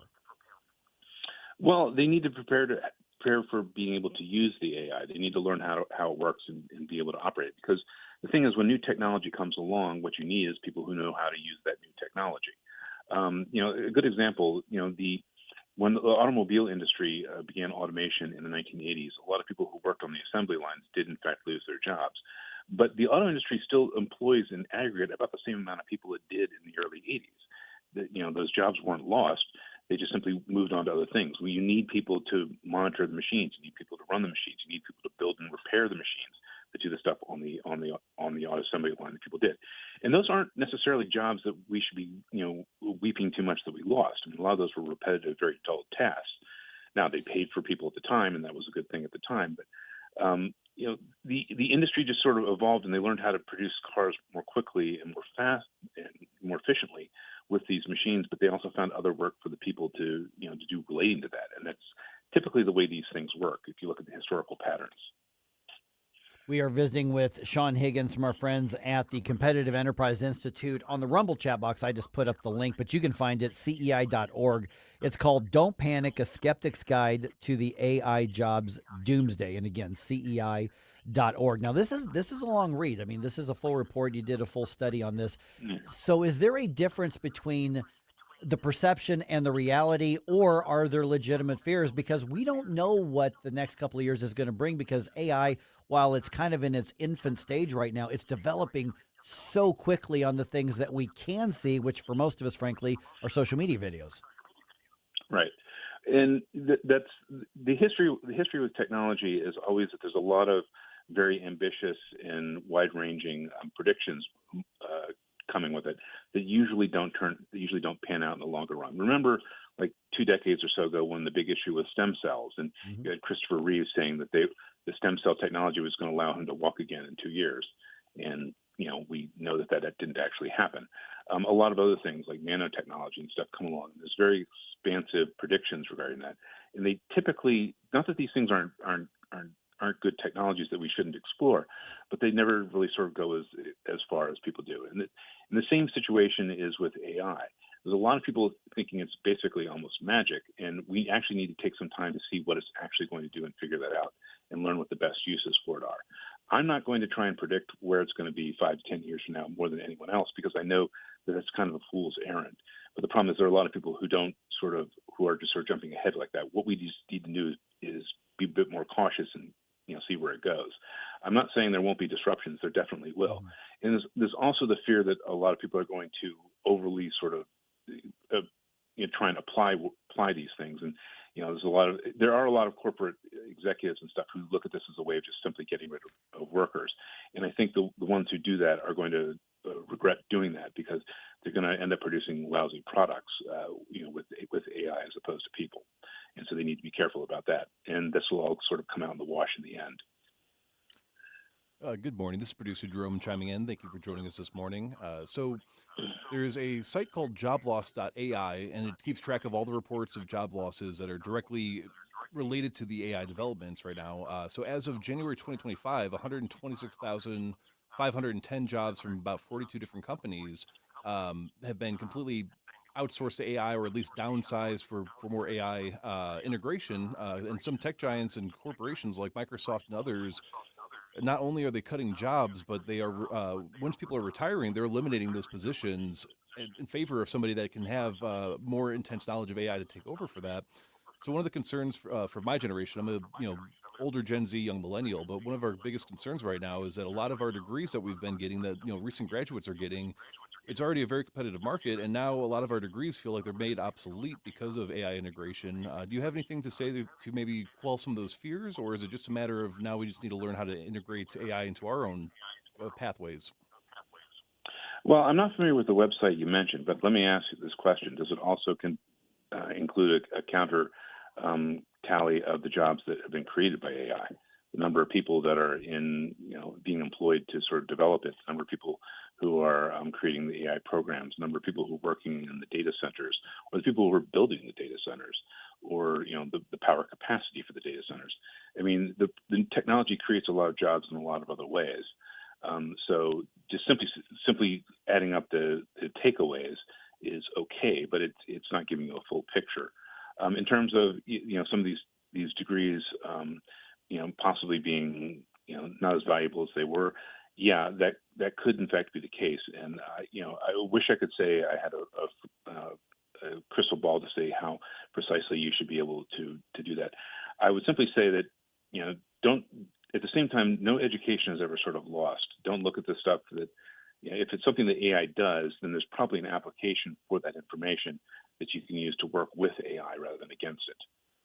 And so is this the economic concept of creative destruction? I mean, it's a matter of obviously losses on one end and gains in another area. I mean, in Missouri in particular, in mid-Missouri, just on the western side of our listing area, the state is giving an okay, and local governments are giving an okay to some massive data center products. We're talking about Meta, we're talking about Amazon, we're talking these sorts of things. And they are talking about hundreds of construction jobs over the course of years, and then, I don't know, 100 or two full-time permanent jobs after that. So is it just that creative destruction, which is an economic term for those who aren't, dig deep nerds into that kind of stuff. And it's tough. It's easy to see the destruction, but not always easy to see the creative part. Yeah, I mean, you're talking about the theory by a guy by the name of Joseph Schumpeter. Right. I may be pronouncing that a little bit wrong. It's one of those German names. It's hard to roll off the tongue. But yeah, that's what it is. And it's a theory that anytime a new technology comes along, it disrupts things. Certain professions and avenues become less valuable than they were, but then new ones are created, and there's a sort of reshuffling and reorganizing. But ultimately, the technology, since it creates more efficiencies, and it also allows for more production, then ultimately it's a good thing. And in terms of your situation with the data centers, it's there's those are things that are creating jobs. There's always a sort of tendency to focus on the negative sides of the creative destruction, which is a natural sort of human impulse. But you also have to think about the other sort of ways in which things come out. Consider, for example, the case of the original early days of the automobile. That probably was terrible for the industry that created buggy whips and bridles and harnesses for horses and stuff, but leather makers and such. But at the same time, somebody needed to create the leather seats for those cars that were coming off the assembly line. So the leather industry didn't die. It just simply shifted to doing other things. And that's kind of the situation we're seeing here again. All right, the article is called "Don't Panic: A Skeptic's Guide to the AI Jobs Doomsday." You can find that at CEI.org. Okay, so as this is all changing rapidly, and I agree with you, I think trying to predict what it's going to be in 5 or 10 years, to use your words, definitely a fool's errand on this. But as we're learning how this is going to affect us all and what the new reality and the new economy looks like, what should government be doing and not doing when it comes to laying the groundwork and where the lane is for regulation and what it's not? Because we've talked about an AI dominance race at this point. So how should public policy approach this? Nobody has ever improved on Ronald Reagan's admission to his staff or his regulators. Don't just do something, stand there. Really, one of the problems we're facing right now with the regulation is, again, we don't know where it's going to be, so we don't know what sort of potential harms to regulate against.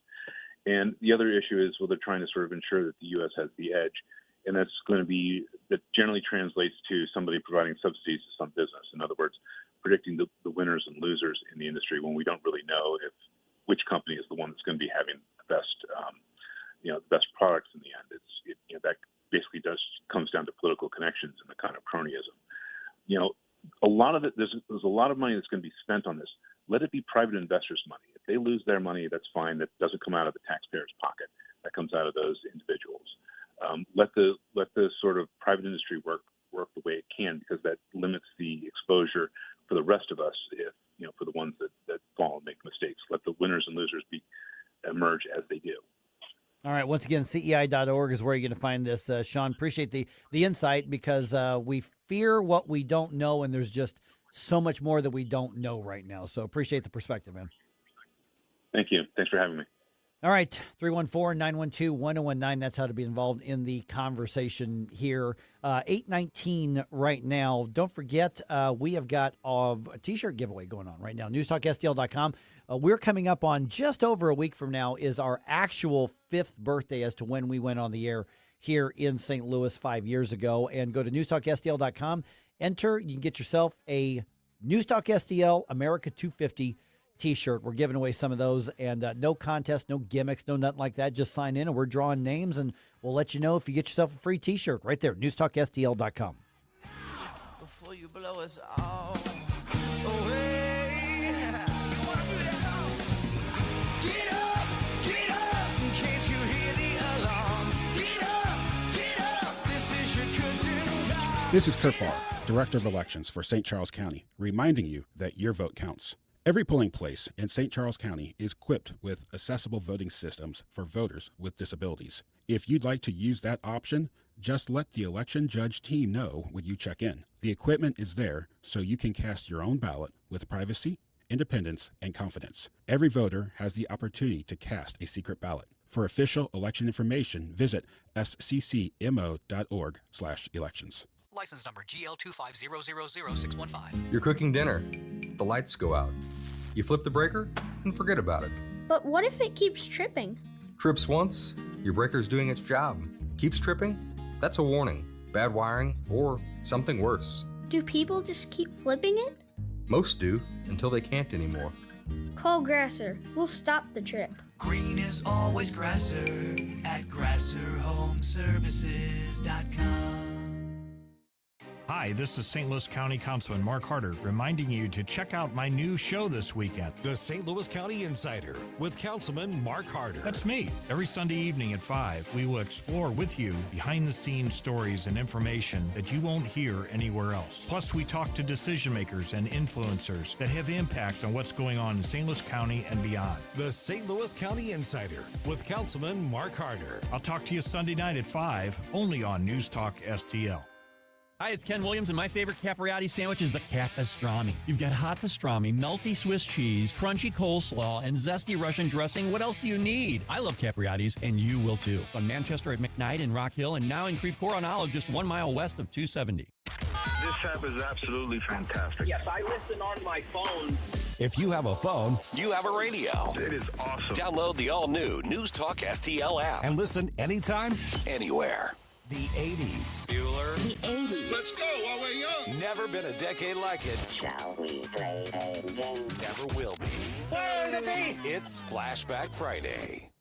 Place to be ending, but somewhere to start. No need to ask, he's a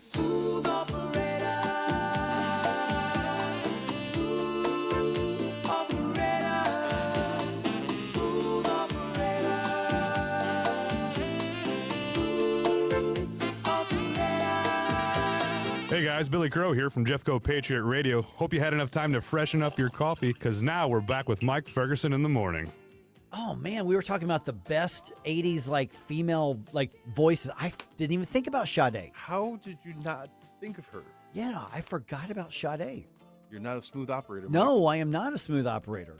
This is such a cool song. I mean, this is one of those songs that really holds up. I really like this song. It's even got me swaying a little Yeah, bit. do you have is the video playing on this right here? It is now. Yeah, and I don't know if she's still performing or touring, but stunningly beautiful woman when this video came out. So I just want to point out 101 straight up. Yeah. One of the biggest haters of 80s music I've ever met. Even he has to admit this is a good tune. It's a great song. And Sade's a great singer. I mean, again, I don't know if she's still performing or not, but she's brought that jazz and kind of that bossa nova sort of infused jazz to it. It's great stuff. Yeah. Absolutely. All right, 8:23 here. I want to follow up on that discussion because Jerome and I were just kind of chatting in that information segment here. There might be a generational difference in how people are viewing the AI stuff because Sean Higgins, and by the way, that discussion is going to be up on our podcast here in just a little bit. Very shortly after the show. Yeah, very shortly. Because you've got the technology, you've got the sort of the free market aspect, the populist market, you've got all that sort of stuff. That's one of those conversations because it's not inherently partisan or political or anything like that. That's one where you ought to grab that off the podcast and put that up on your social media saying, all right, guys, who's scared of AI? What do you think? I mean, that sort of thing. Here's a discussion on this because you were not in agreement with some things Sean had to say. No, I was trying to skim through the report, I would call it, that he did, and it's very well researched. Oh, yeah. Well, Sean's good at what he does. But I do agree with you. I think that there is a clear generational divide between how we're viewing this and what it could mean for the future going forward. All right. So let's get into that here in just a minute. Obviously, it's been a busy week in news. Every week has its own kind of take on the news. This week, there wasn't like a whole bunch of news stories, but the ones that were out there that have been on our radar have been the really big ones here. And so here's what the news sounded like throughout the week right here on News Talk STL. Parents, loved ones, churches, and generous companies and individuals will be able to contribute funds to these accounts to grow throughout the child's life. It was emotional a couple of times. Erica Kirk actually had to leave the courthouse, not the courthouse, but leave the courtroom because they were going into real detail about what happened to Charlie, what happened with the shooting before, during, and after. Here's a man who was drunk and who, by dictionary definition, raped me. And he's blaming drunk women. Every American who was paying attention and who has an IQ above a toaster knew that this guy's motherboard was fried. They're liars, they're cheats, they're sick people. They've hurt their people. They killed 54,000 people as of now that were protesting. When people say, how come they haven't taken over? They can't take over because they're dead. Ultimately, the goal is not to punish people. It's just to get a clean election that everyone can believe in. There you go. Wow.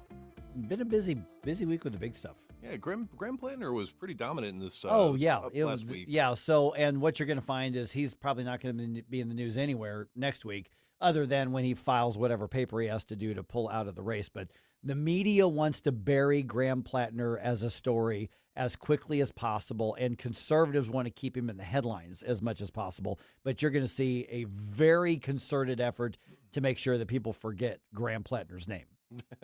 That's what's going to come in the next week. All right, it's 8:26 right now. Okay, so this research that Competitive Enterprise Institute put out there, and it was funny because when I'm listening to Sean Higgins talk about this, and I'm hearing references to things that Milton Friedman wrote, things that Thomas Sowell wrote, things that Henry Hazlitt, one of my favorites, wrote as well regarding AI. Because remember, this isn't the first time that a new technology has come along and has disrupted and put a whole bunch of people or an entire industries out of work.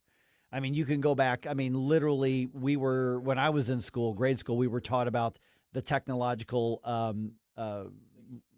revolution that the cotton gin that Eli Whitney invented and changed agriculture, particularly cotton agriculture. And then you hear about the machines that were invented that went from manual agriculture to machine agriculture, and now it's just accepted. You could even go more basic when you've got what did electricity and the light bulbs do? Well, they put a whole bunch of candle makers out of work. And so those are easy to look at historically, but here right now, we're already in a technological age, and here's AI coming in and making it a lot more efficient. I mean, the pros and the cons of it, obviously, the some of the pros would be like small businesses can now enlist AI and not have to outsource or hire customer service agents or, chat people. You can all do that with AI. I had to call AAA yesterday for something.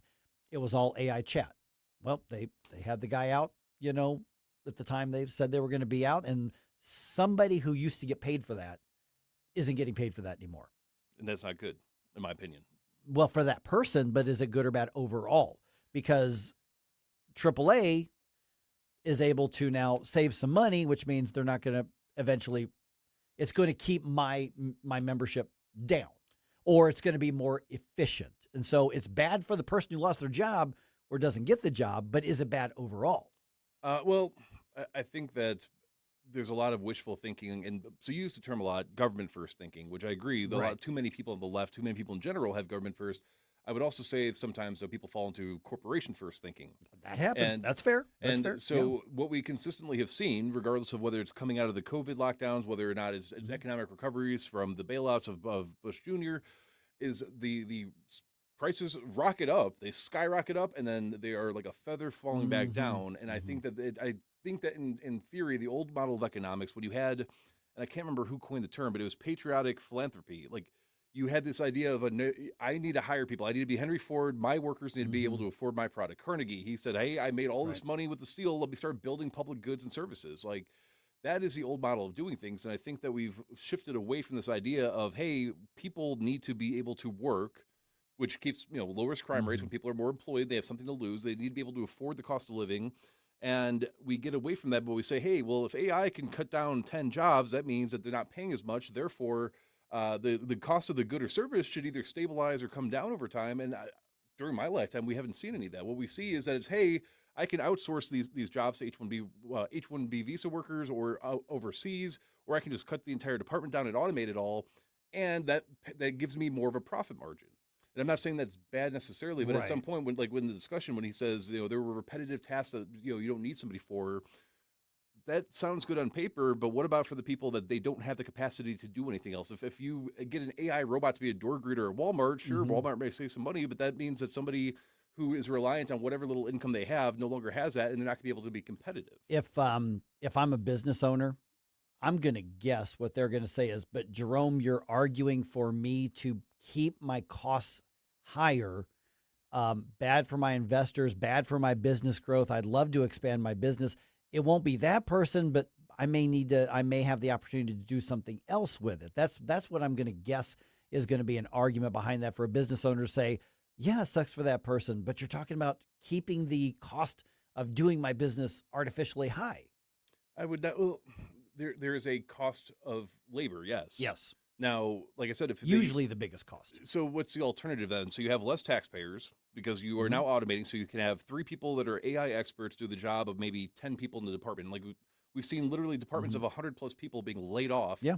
Because somebody is good with AI and can integrate it. That's 100 less taxpayers, 100 less people that are going to be able to provide for themselves and to the same capacity. So either then you have the socialists that can come in and say, see, universal basic income. See, we need to tax your business even more because because more people are going to need public services. I would argue that no, maybe make it something. There could be a balance between both. Say, hey, you need to learn how to be more efficient with AI now to keep your position, but let's give them an opportunity to keep their position with AI. Rather than what we've been seeing. I mean, there are some companies that now have to do massive hirebacks because they laid everybody off and they said, "Oh, wow, we don't understand this concept properly. Now we need the people to come back." Well, and that's what Sean was talking about, short-sighted thinking on that. But the amount of actual upward mobility positions, there are people that are retiring right now, and the companies say, "Yeah, we're not going to promote anybody to that position. We're just going to eliminate it for AI." So at some point, you have a very profitable, very efficient corporations going on. And then you have a mass sea of people that don't have any other alternative because not everybody can start a business, even with AI. Not everybody has the capacity to be able to become a scientist or an engineer or a mechanic. So you're going to have these masses of people that have no other alternatives because we've automated as much as we possibly can. And then what's going to happen? Either they're going to become more resentful and start joining the socialists, which is what we're seeing with people my age, Or what? Just let them starve? Yeah, I mean, I don't know that those are the only alternatives. I'll give you the personal example of my daughter-in-law down in Florida. Yeah, she's a travel agent. Like one of the she works with like credit card companies. Like if you're in the elite points and you're a big member, and you call in to get those services for she's the person who handles and does the traveling.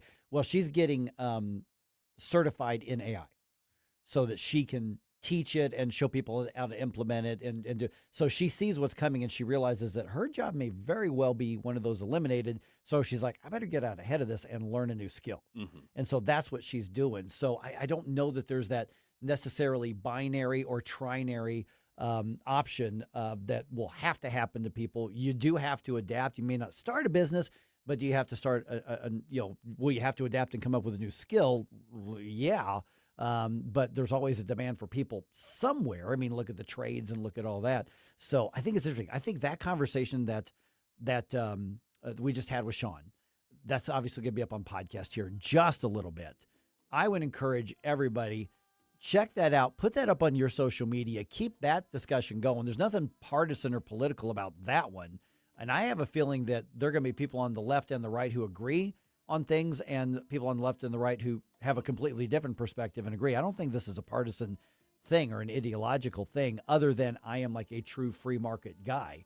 And so I'm probably more okay with the creative destruction because, again, you see the destruction, but you don't always see the creation, at least not right away. I think there are going to be a lot of people in store for very hard retirements coming up here. But that's probably true, yeah. But on maybe a brighter note here, if you are active duty, retired, guard, or reserve of the military, police, fire, or EMS, Heroes Care is going to give away 1,000 suits for those who have served and have sacrificed. All you got to do is show up with an ID that proves your identity and you are eligible. And that'll be July 18th from 9 to 2 p.m. at the Heroes, that's Heros, Care Store, Mission Depot in High Ridge, 4558 Gravois Village Center. So show up. Bring your ID, and you have a chance to win a very nice suit.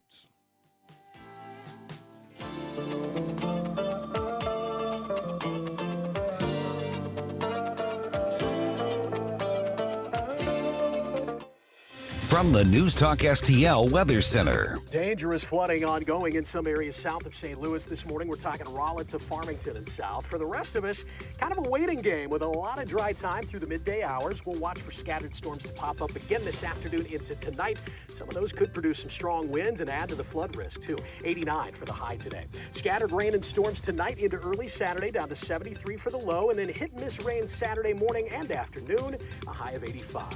From the First Alert 4 Weather Center, I'm meteorologist Matt Chambers. Fox News commentary with Jimmy Fallon next. I'm David Ortiz. When I lost my mom, she was only 46, and I lost my dad to cancer. It was the worst pain I ever felt. It made me think, what will happen with the people I love when my time is up? That's why I have life insurance. Ethos makes it easy. It's all online, take about 10 minutes, and you can get up to $3 million in coverage. Get your free quote at ethos.com/save. That's ethos.com/save. Paid testimonial. Time spent on application may vary. Online health questions required. Here's Jimmy Fallon. There's more at play here than Iran, because of us being the most fierce fighting force in the history of the world, there's a message being sent to the rest of the bad guys through the way we treat Iran. If we take it from Iran, that's a signal to them we might take it too. That's why the Afghan troop withdrawal was so disastrous under Biden. When we pulled our troops out ahead of our civilians, and so their government collapsed, and so 13 U.S. service members killed at Abbey Gate, the rest of the world looked at America like, these guys aren't tough. Joe Biden, I don't know what's going on over there. The engine's running, there's nobody behind the wheel. Donald Trump is very mindful of that perception, which is why he went into Venezuela the way he did. And literally, same day shipped the president of Venezuela up here to New York City, where he's now sitting in the Brooklyn House of Detention with P. Diddy, arguing over who went through more oil in their heyday. For more commentary like this, go to foxnewspodcast.com. To everyone who serves and sacrifices, this one's for you. Heroes Care is giving away 1,000 suits to our heroes. Active duty, retired, guard, or reserve, military, police, fire, or EMS, just show up with your ID and a suit is yours. That's Saturday, July 18th, 9 a.m. to 2 p.m. at the Heroes Care store in Gravois Village Center, Jefferson County. For those who sacrifice every day, we simply want to say thank you. Details at heroescare.org. Heroes Care, honoring those who serve. In Missouri, your home works hard to keep up with the weather. Johnson Heating and Cooling works harder. We're a local family-owned company specializing in residential heating and cooling, service, repair, replacement, maintenance, even new construction. Our NATE certified technicians and trained comfort specialists keep families comfortable across Wentzville, O'Fallon, St. Charles, and beyond. Call 636-332-4141 or johnson-heatingandcooling.com. It's a brand new show on News Talk STL, JC's Sunday Showgram. The Major League Baseball All-Star Game was held in St. Louis this week back in 2009. We'll go back and visit with two of the celebrities that played in the softball game, Webster's Jenna Fisher from The Office and Conan's sidekick Andy Richter. Plus, I'll tell the story of how Bob Costas' wife got me in trouble with Kevin Costner's people in Hollywood. All brought to you by the Weber Automotive Group. Sunday morning, 7 to 9. Then podcast each Monday on NewsTalkSTL.com. Bengal's restaurant offers an inviting atmosphere, neighborly service, and a vibrant happy hour scene, all in the heart of Warson Woods. From their kitchen to your plates, beloved comfort favorites like chicken parmesan and lasagna to steakhouse-style classics. Slide up to the vintage bar or hit the patio for happy hour specials every Tuesday through Friday. Bengal's Restaurant and Bar, 10017 Manchester Road. Check out the menu and reserve a table online at bengalsrestaurant.com.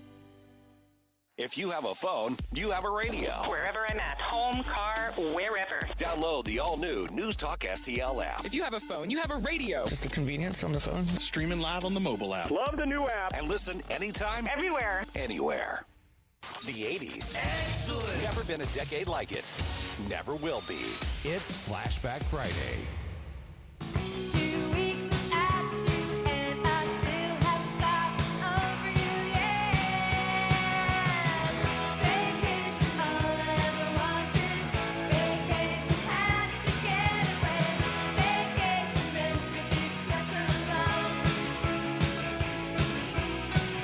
Let's get back to all this madcap mayhem with Mike Ferguson in the morning. But don't forget, stick around for Jones and Arps every Monday through Friday, 4 to 6 p.m.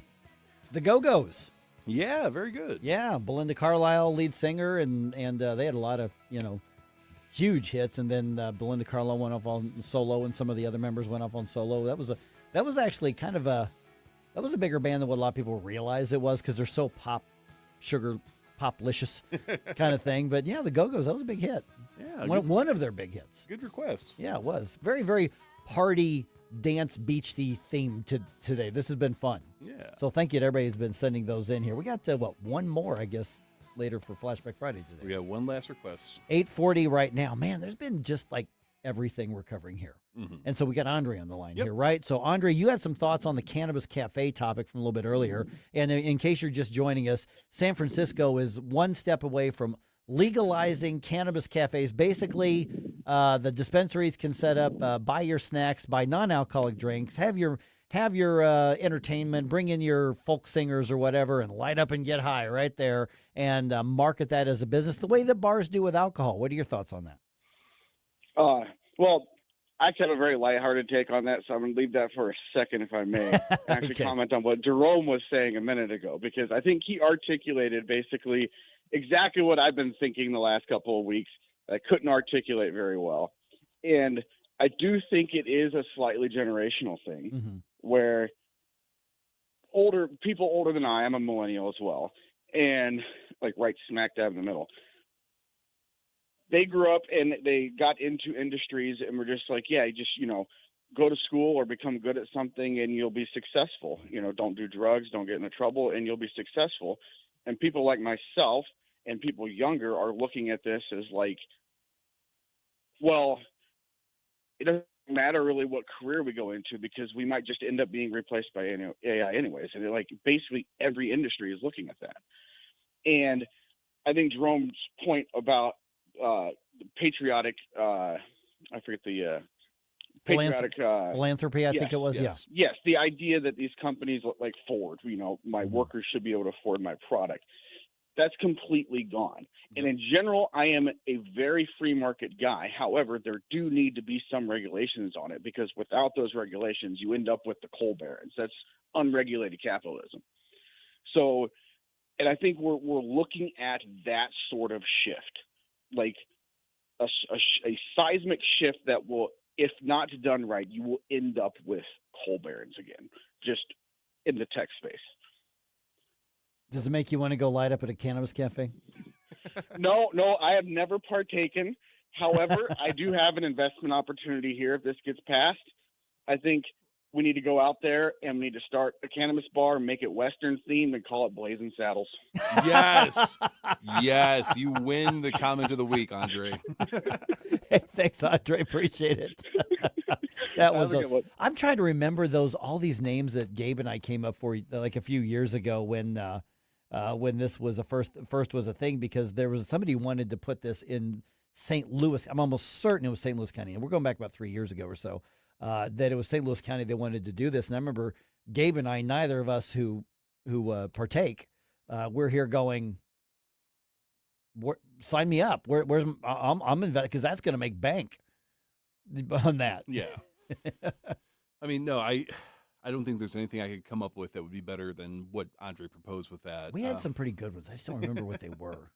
Were you at a Blazing Cafe? I was not. It's just been so long ago, and yeah, it was wild. It was really. I mean, we had a lot of fun, and then of course, a lot of folks were like, "Hey, I got an idea," and they were sending it in. It was good stuff. Oh my goodness. All right, let me tell you something that happened yesterday. So I'm getting ready to leave work, right, and I'm leaving the midday because I get here early and that kind of stuff, and it finally happened. We've all had this happen, right? You start to drive off and your vehicle's shaking, and you hear boop boop boop boop boop boop. Oh crap. Yep. Yeah. Tire finally went out. Ooh. Yeah, I'm like, is that a flat or is that flat?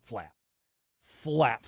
Oh, no. As in like hole in the side, And so I'm like, crap. But here's the thing is my vehicle's got about 137,000 miles on it. I bought it used. It's a 2019. So 137,000 miles isn't that much for a 2019. But I'm pretty sure those are the original tires. Wow.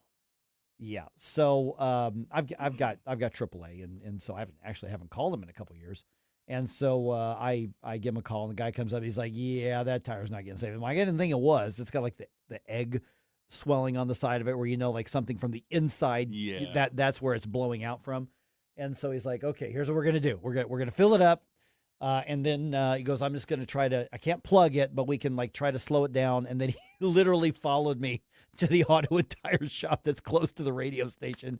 And I had to end up spending like $540 that I did not expect to spend yesterday. But man, we've all been there. Yeah, no, that's one of the most unfortunate things I think that you can deal with sometimes is everything seems fine, everything's going well, and then something with the vehicle, doesn't matter what it is, you hear a weird noise, you hear a weird knock, and you're like, that's going to be expensive. Yeah. And then the funny part, because you get there and the guy's like, okay, we can sell you one tire. That's not a big deal. He was willing to do that. And he said, your other tire, the thread is where this one was. And I'm like, you know what? I need to do just the set. Otherwise, you're going to have stuff like alignment and that sort of thing. So you really had to get a set. So I didn't get all four, but I got two, because the two in the back were, he told me, those are fine, at least for a while. I'll probably have to get them done later this year, early next year. But gosh, $540 I did not want to spend. No. There it is. But. And then you mentioned before, too, you had an interesting encounter with somebody. Oh, my goodness. Okay, so I was on Dorset here in Maryland Heights, where the radio station is, just like a mile and a half from the radio station. And I'm right there at like Dorset and McKelvey. And that is where like the Chick-fil-A is, the Osco Drug is, a couple gas stations right there. And I don't know, 3-4 cars back behind the red light on Dorset, right? And all of a sudden, the light turns green and the car in front of me is not moving. And I'm like, okay, what's going on here? Somebody looking at their phone. Well, no. Then I see this arm stick out the window and wave me forward. And then this woman throws the door open and gets out, and she's falling down and hanging on the door, because it was really hot. That was when the heat wave was going on. And I'm like, oh my goodness, is she like having a heart attack? So I kind of like pull up, and it's really busy in traffic. I'm like, you need me to call an ambulance? And she's coughing and crying and screaming, and she's like, no, just go ahead. I'm okay. I'm like, you're not okay. Do you want me to call an ambulance? She goes, no, I accidentally set off the mace in my car. Oh, no. I'm like, should I call an ambulance? So I'm backing up traffic, and people are she's like, no, I'm okay. I'm like, you're not okay, but if you're going to keep waving me forward, I'm going to go, And I'm like, I don't know how that happens, but she set off like her mace or her pepper spray or whatever it was, and it went off in her car at the intersection. She was the only one in the vehicle. So if that ever happens to anybody else out there, don't call you. Get them some milk. Help them flush their face out and give it about 35 minutes. But not right in the middle of the intersection. No, you get her to or him or whoever, get them down the sidewalk or out of traffic at least. But no, that is I've gotten a healthy dose myself of pepper spray before, and not intentionally, but it just no. But it is not pleasant. Oh my goodness, I felt so awful for her, but she was refusing. Don't call anybody. I'm like, okay, I offered like 3 times. Oh, but ambulances are not cheap. I would rather suffer through too than get an ambulance. Yeah. Oh man, that was bizarre. Now, these are the kinds of conversations that you enjoy, and maybe you came in a little bit late and you're like, what the heck are these guys talking about? Well, you have good luck for you. We have a podcast, the Mike Ferguson in the Morning podcast. Just put it into your favorite AI, and it should bring you right to us. So you can listen to our amazing conversation about AI with Sean Higgins that we had earlier, or you could just enjoy some of the conversations we've been having all morning. That's Mike Ferguson in the Morning on your favorite podcasting platform.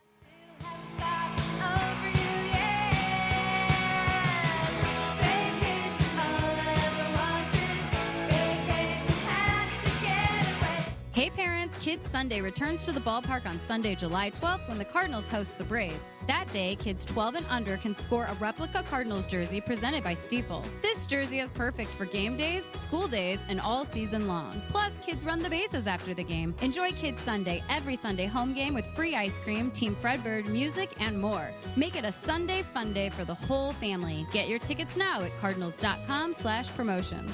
This is Michael McGreevy. See you at the ballpark. B is for baseball. On Sunday, July 12th, when the Cards take on the Braves, it's Sesame Street Day. Celebrate the iconic show that shaped generations with a day full of family fun at the ballpark.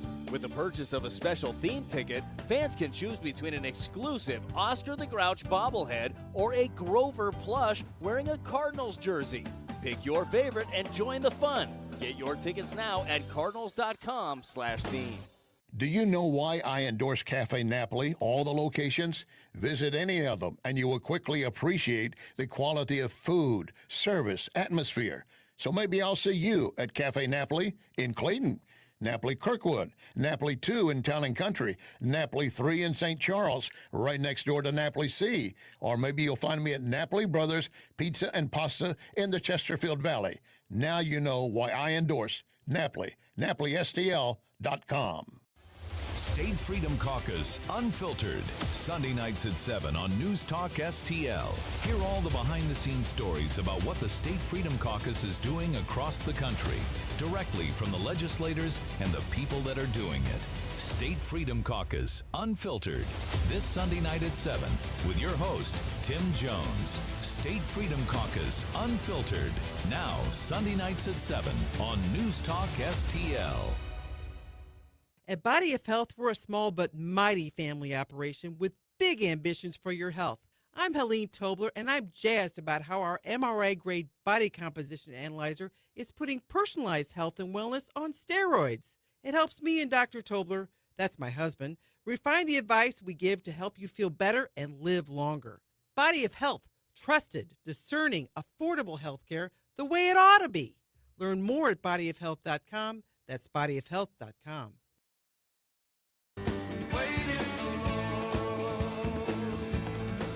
I've got 2 tickets to paradise. Won't you pack your bags and leave tonight? I've got 2 tickets to paradise. I've got 2 tickets to paradise.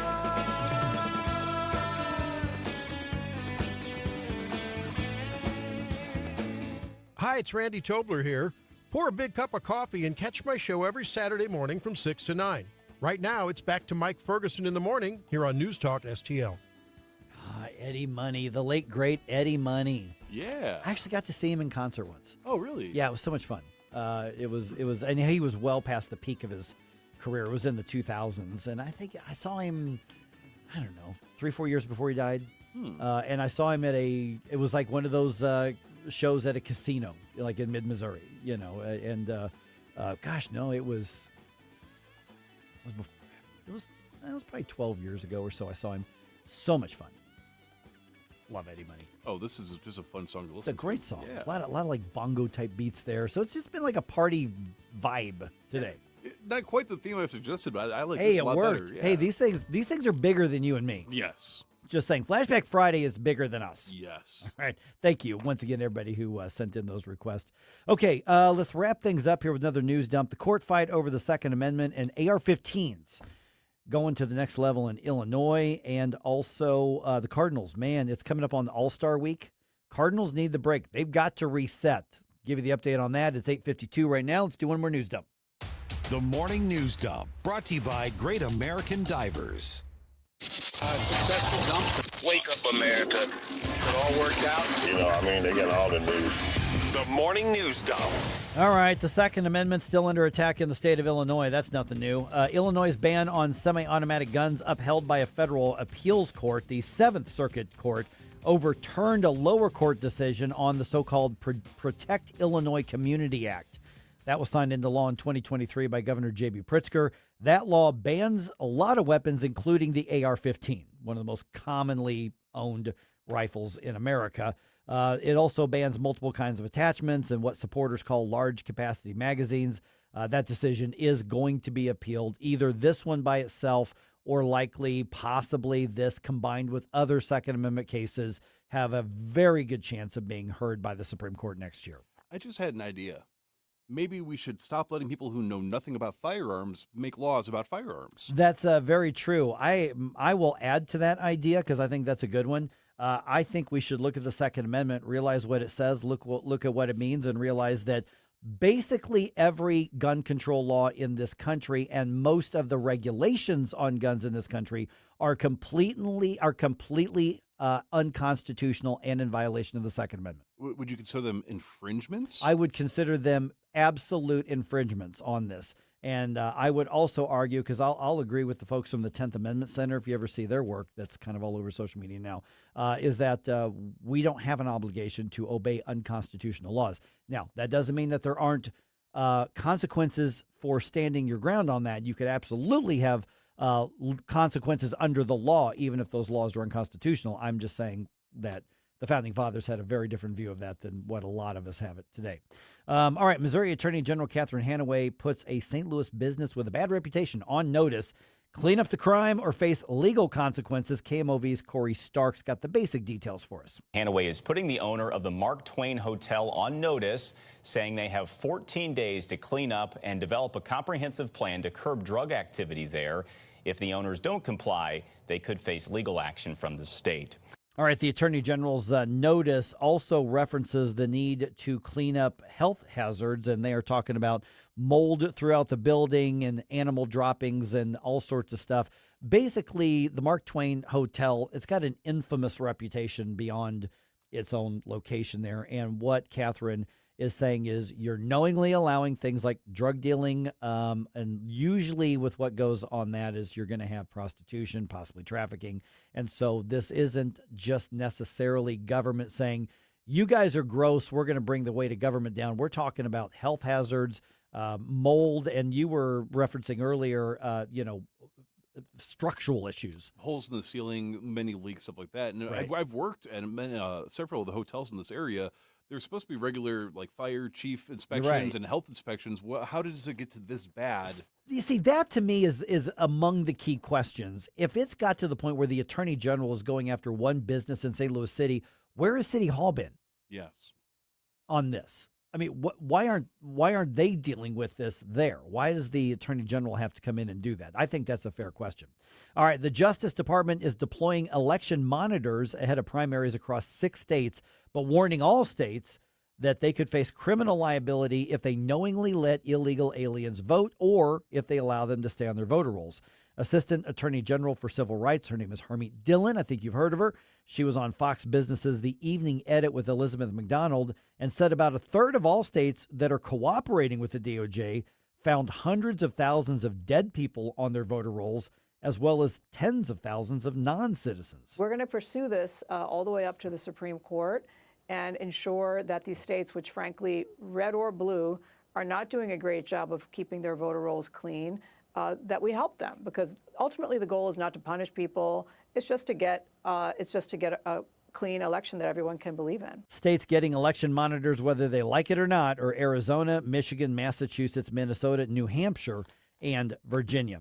All right, the Cardinals end their series with the Brewers on a losing note. Final score at Busch Stadium last night, 8-4. Redbirds start a series with the Braves again at home tonight. First pitch, 7:15. Kyle Leahy going to be on the bump to start this one. You may not get to see this one, though. This game is going to be behind the paywall. Hate it when they do this, but it's going to be on Apple Plus. So if you really want to see it, but you don't have Apple Plus, well, you may want to go to your favorite sports bar.